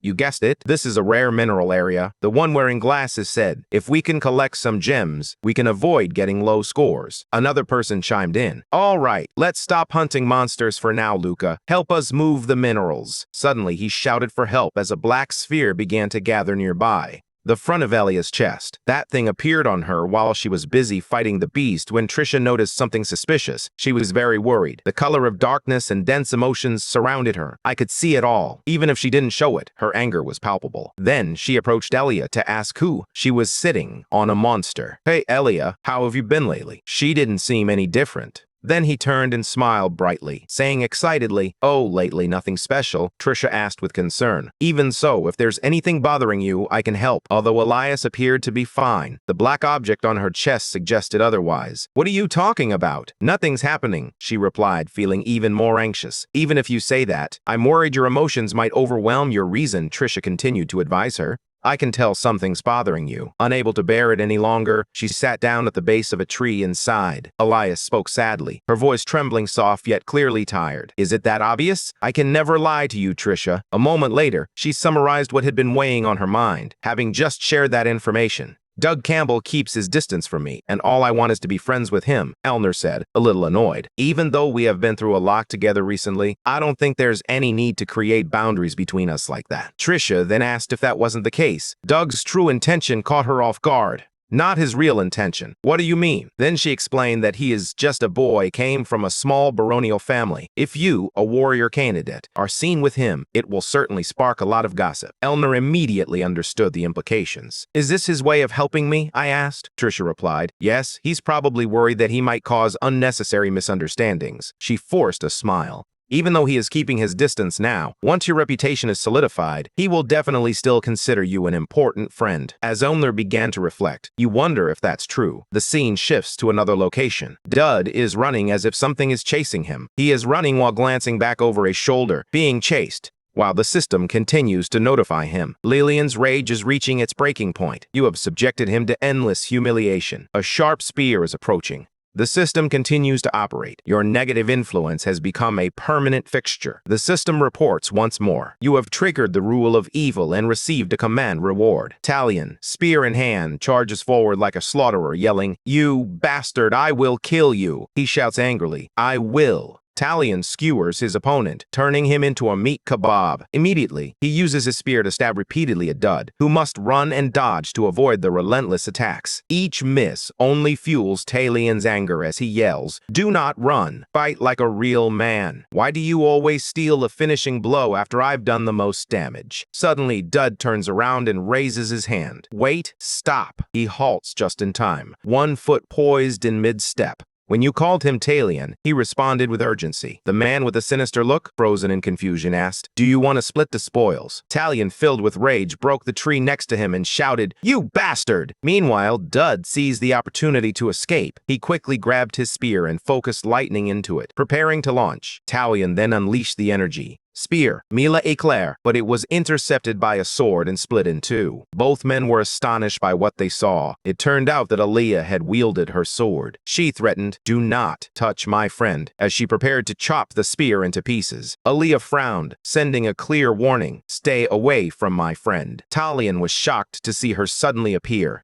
He exclaimed in surprise. Aaliyah, then thought to himself, a warrior candidate. He continued, "Long time no see. I guess this is the first time we've met since we were runaway monsters." She quickly rushed over. Aaliyah stood poised with her sword at Talion's side. Neck coldly replied, "Wrong. This is the first time since you lost too." At that moment, Dud was taken aback by her sudden appearance. His expression darkened as he wondered where she had come from. With a sword pressed against his throat, he felt the sweat trickling down his face. Bullets flew around them, but they still tried to remain calm. "It's so good to see you again," Elner said without hesitation. "What were you doing to Dud just now?" Talion stammered. "Dud," she interrupted. "Do not tell me you are bothering him." He wanted to explain. "Aaliyah, I was just..." But before he could finish, Aaliyah swept Talion's legs out from under him, causing him to fall painfully to the ground. She stepped on Talion and pointed her finger. He glared at him, sword in hand, and said, "I do not want to hear your excuses." Panicking, he hurriedly replied, "I know, I understand, but why do you keep defending him?" Elliot shrugged off the comment, saying, "It's none of your business who I befriend." Meanwhile, Dud in the back attempted to chime in with, "Hey, Aaliyah," but she remained oblivious to him. Frustrated, she expressed her disdain for people who consider themselves superior and then get angry at others. Suddenly, Talion shouted, "But he is deceiving all of us. He's doing this just to teach us a lesson. He is not the kind of person who is cruelly unreasonable. That's just not who he is." He was confused about something. Elliot glared and said, Do you want me taken down in one blow like last time?" Talion blanked out, recalling the moment he was struck through the wall. So, that is his true self. "I could have died that time." After that, he knelt down to the ground. Talion knelt down sincerely. He bowed his head respectfully and said, "I'm sorry, Dud. I won't approach you without permission again. Let's try to get along." Then she strolled by casually. Dud left him stunned with his thoughts. She truly is a warrior candidate, skilled at teaching others a lesson. I'm not sure if we can still be considered friends. At this moment, I suppose we still are, at least for now. But that doesn't matter right now. I still need to receive my grade for the assignment. Just as Dud was about to leave, a voice called out to him. "Dud, we have met before." "Have not. I am Trisha," she said. Dud recognized her and replied, "You are Elias's friend." "I remember now," Trisha began. "I have something to ask," but Dud looked very annoyed. In both the original story and now, she always prolongs the conversation. She hesitated. Well, this might be a bit troublesome. However, Elliot, she could say. Dud laughed, leaving behind only the sentence, "Let me get my grade first." Trisha could only accept this, as if she were realizing something important.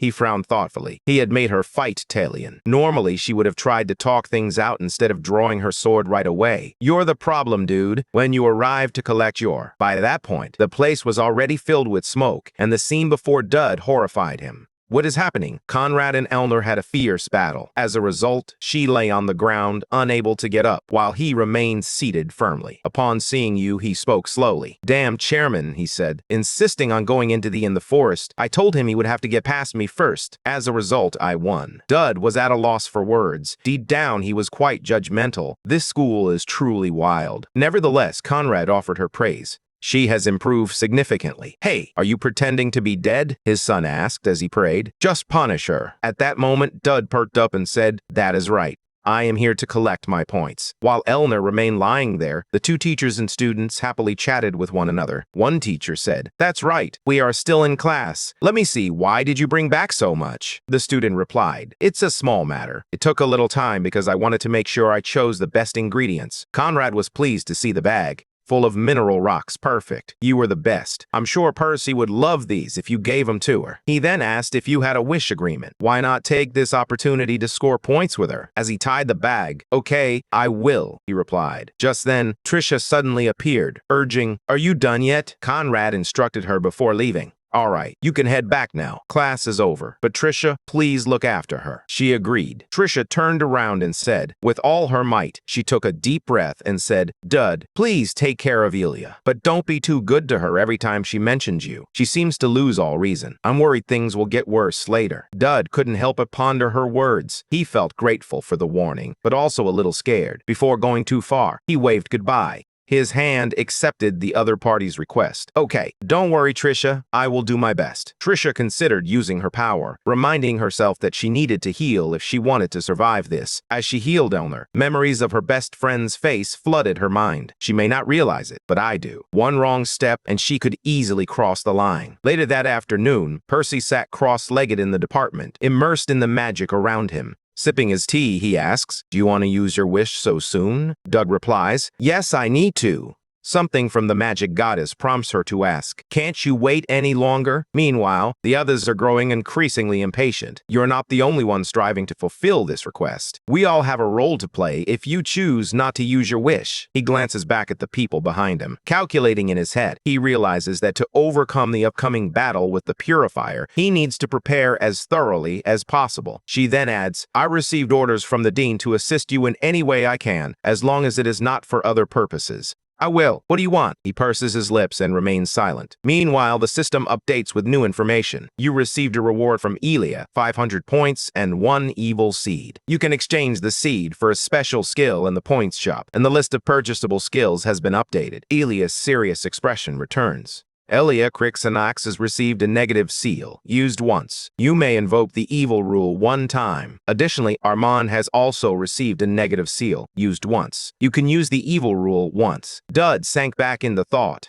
The effective special skill surpasses any item. While this is sufficient for now, there is still much to prepare. Dud Campbell remains too weak to withstand the various attacks from the purifier, which is why I need it. Dud coughed, as if the world was not chaotic enough, and seriously affirmed, "I need a cannon that can blow up this whole place." Percy did not bat an eye, simply responding, "You are insane." Then she abruptly stood up and scolded, "Are you crazy? Creating it is one thing, but where are you going to use it?" He immediately raised his hand to offer an idea. "Oh, wait, Professor." Dud held out the agreement, so Percy had no way to argue. Clearly, the agreement stated that he must fulfill any normal request. Something this simple certainly couldn't be difficult for the head of the magic department. She said helplessly, "You wanted." "Building a weapon is not a typical request," he countered. "But a promise is a promise, right?" Then Dud added, "I won't use it. I don't want to hurt anyone. I just need to eliminate this issue in one fell swoop, or it will become troublesome." Percy exclaimed, "That's exactly why I'm even more worried, you idiot." After a moment, she sighed and agreed,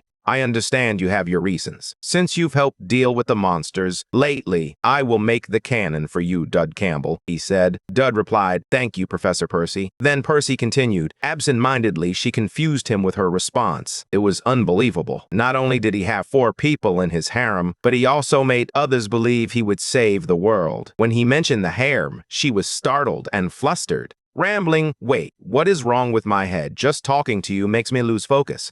"It's all your fault, Dud," she said, but he reassured her. "Please, calm down."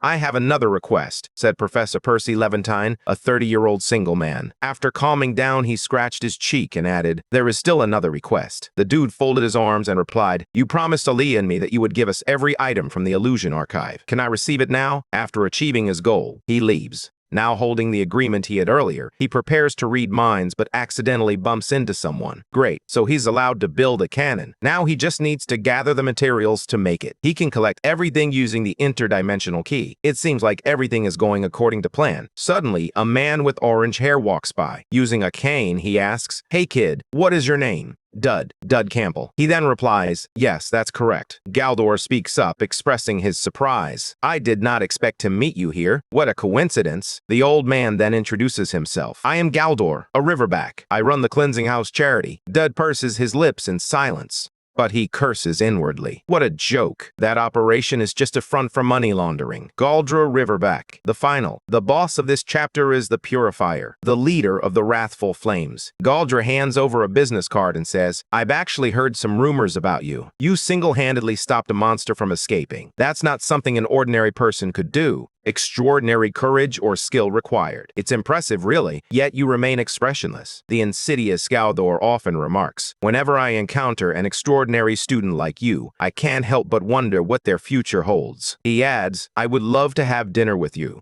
"Are you free?" I asked, eager to chat. However, Dud quickly dismissed the idea. "I think we've talked enough for now," he replied, his tone shifting as he grew wary of Galdara. Just like in the original story, this man was meant to approach Elia. "Why is he coming to me? This system can't possibly think I'm the main character. That's impossible." Scratching his head, he replied that he would think about it before leaving and mentioning the location. 3 days from now, meet me at Sunset Eye. I will be waiting for you." After hearing that, Dud cursed angrily under his breath. "Hey, I said I would think about it. Damn it. Sunset Eye is a high-end restaurant right outside the academy. The business card in my hand is blinding me, and my eyes hurt. Okay, I'm leaving now. All right. I understand that there's no way to avoid this main event. In the past, things were often black and white. What I can do, what I know, and what I don't know. Considering all the factors and risks involved, I must take everything into account. Defeating the Purifier is not impossible. But I still don't understand why I have to take on Elia's role. Perhaps we made mistakes from the beginning. For now, let's focus on the present. Everything else can wait." Then Dud mustered his courage and knocked on the door. "You finished typing, but you still look uneasy." Just as you finish speaking, Elner appears, his presence adding an unexpected tension to the moment.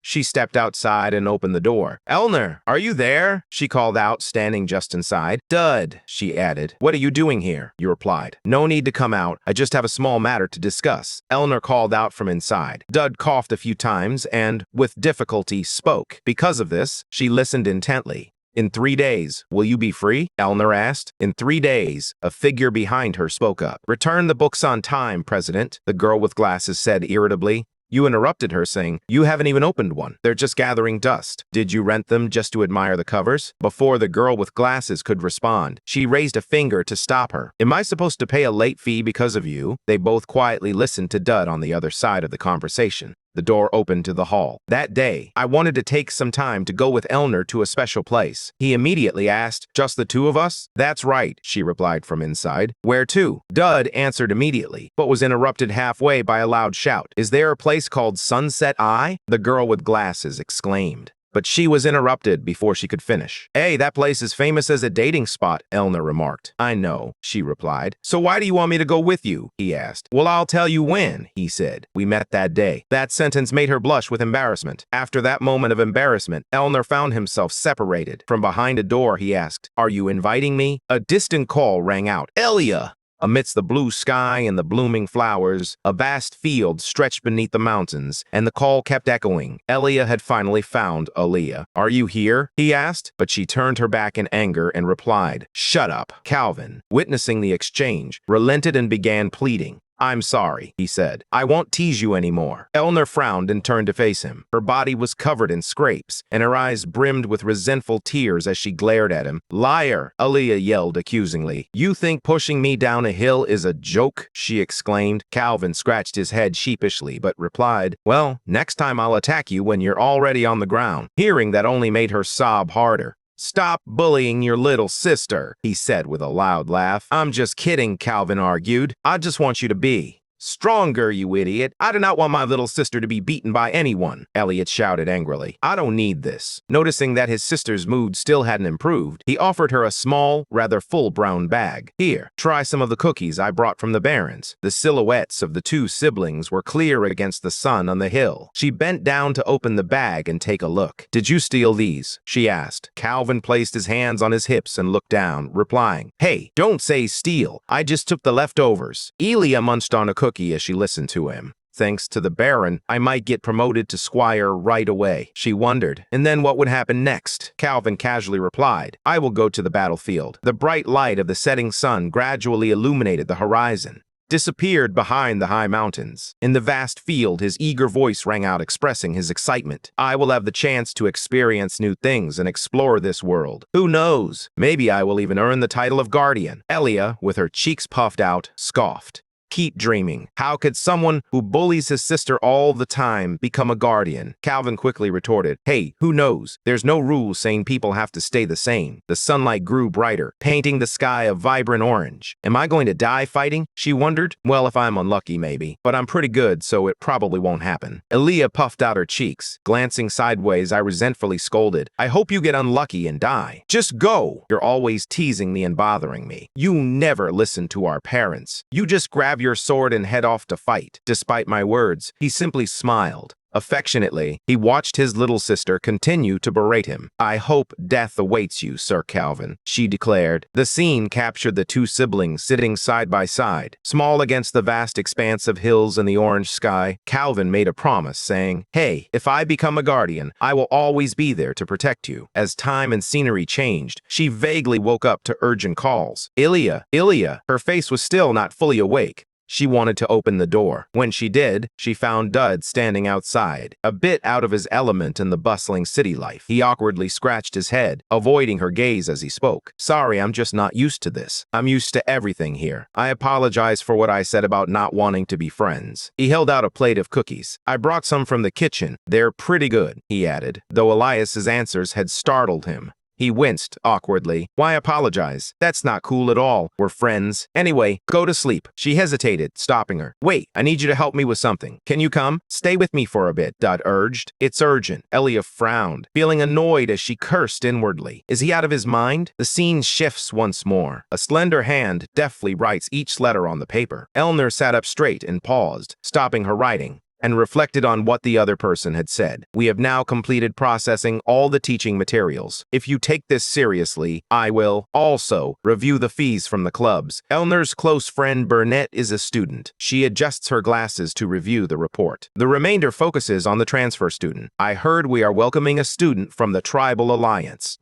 She belongs to a sect that collapsed following a coup, and she is undoubtedly the daughter of one of the tribal leaders who are now essentially exiles. She will have many supporters with her, but in truth, her entire family is seeking asylum here. Her name is Lilu Garuda. Have you ever heard of her? I've heard she is quite famous for her image as a strong and fierce individual." Lilu unleashes a kick, infused with the power of a large shield. She slowly opens her eyes, revealing her ruby pupils. I suppose so. On the notice board, items are displayed. Checked off, leaving only the last one marked with a question. The Holy Maiden, holding a scepter in her hand, stands tall before countless followers of the Holy Assembly, as detailed in her report. In next semester, a real Holy Maiden from the Holy Empire will come. Elner softly asked in person. The brown-haired student taking hay adjusted his glasses, looking a bit worried. They mentioned that a whole delegation would accompany her, but given how things are being handled, it seemed likely the headmaster had used his influence. She sat up straight in her chair, leaning forward. Desk cluttered with books. Elner pondered the roles of the saintess and the daughter of a tribal leader. She dropped her pen heavily onto the Elner, closed her eyes, and affirmed her thoughts on the page, filled with writing. This academy is definitely up to something. First, there's Lilu with her striking blue hair, and then a mysterious saintess appears. Jet black hair framed her beautiful, cold face, followed closely by Elio. Finally, there was Dud, always the same. The president, she realized with a start, was someone she had forgotten. She held her notebook in her hand, feeling confused. Elner's attitude raised questions. Why was he so worried about that? It wasn't as if he had only been there a day or two. Elner simply remained silent, staring intently into space. Her soft voice echoed beneath the dark. The sky is illuminated by the moon and stars, but I'm just not in a good mood. Everything seems to trace back to Dud. I did not expect there to be an observatory at the school, he said excitedly, looking up. While Dud admired the night sky, the sky is so beautiful. Elner frowned and glanced over at Dud. Do we really have to do this right now? Holding the controller in his hand, I tried to convince Elmer that I had no other choice. This was the only way to make everything fit perfectly. Okay, wait a minute. This huge plan is yours? With the trebuchet I got from the Vision Vault, we can get there, even though this area is restricted to high-ranking officials only. Level players, I have the secret card that the headmaster gave me. She still didn't understand his intentions. What are you planning to do in the middle of the night? Dud asked, while Elias expressed his doubts. Okay, let us go. As soon as he finished speaking, a loud explosion erupted and sparks flew everywhere. He tucked his hands in and assumed a flying position, while she panicked, screaming as she soared through the air, her face contorted in fear. Dud called out anxiously, Elia! Focus. Open your eyes. Suddenly, space was ripped apart. They created a bizarre circular red hole and flew straight into that fiery red space. He held up the black card with a smug grin. This is the location of the Space Link Gate, and we are about to enter. Do not worry, Elia. Calvin's here. A familiar smile reappeared. Hey, why are you crying? What are you afraid of? Look at me, Elia. Finally, some of the panic subsided as her face showed concern, as Dud kept reassuring her that it might be a little dangerous. The two small dark figures gradually approached. They moved deeper into that strange space, where everything around them was distorted and deformed. Finally, the gap vanished, leaving behind a bright red streak that gradually faded in the dark sky. Everything fell silent once more as Elia soared into this vast expanse. Uncomfortably closing her eyes against the bright light, she gritted her teeth, trying to endure it. Hey, we don't have much time, she urged. In contrast, Dud looked around with excitement. This is interdimensional space. Try not to touch anything. It can be unpredictable. It's very dangerous. Dud jumps, contorting his body in midair. Flying among the floating rocks, she clings to one and turns to scold him angrily. Dude, what are you doing? But he just laughs, drifting with the current. Don't worry, the gravity here is unstable. Anyway, we need to get a little higher. Elia frowns and asks, what are you looking for? He winks mysteriously and replies, you. Air shimmering with colors as they drift lazily upward. The rocks are being pushed back, revealing a hidden path. Just jump and trust that the magic will guide you. Colorful space surrounds her, but her scream echoes through the void. Are you crazy? We will die if we fall. Elia hides behind a rock, glancing around fearfully. Just jump, someone urges. With a deep breath, she finally leaps from the rock. Body plummets freely through the air. Elia fearfully closes one eye, attempting to endure the terrifying descent. She feels completely out of control, and my face contorts in fear as I realize I am falling. Elia flails wildly in the air to focus, but panic overwhelms her. She opens her mouth to scream in terror, but the sound is lost in the chaos. Elia's mind drifts back to a moment when she hears a voice calling her name. Elia, Elia, echoing through the flickering flames. She struggles to regain her composure, I am here, brother. Calvin's voice echoes through the fire. It is too dangerous here. We need to run out the back door and head straight to the granary. Little Elia is trembling, blood smeared across her clothes and face. She clutched a sharp axe. Are we leaving Mom and Dad? She asked. He stood in front of Elner, replying sternly, We have to go. I will take care of Mom and Dad.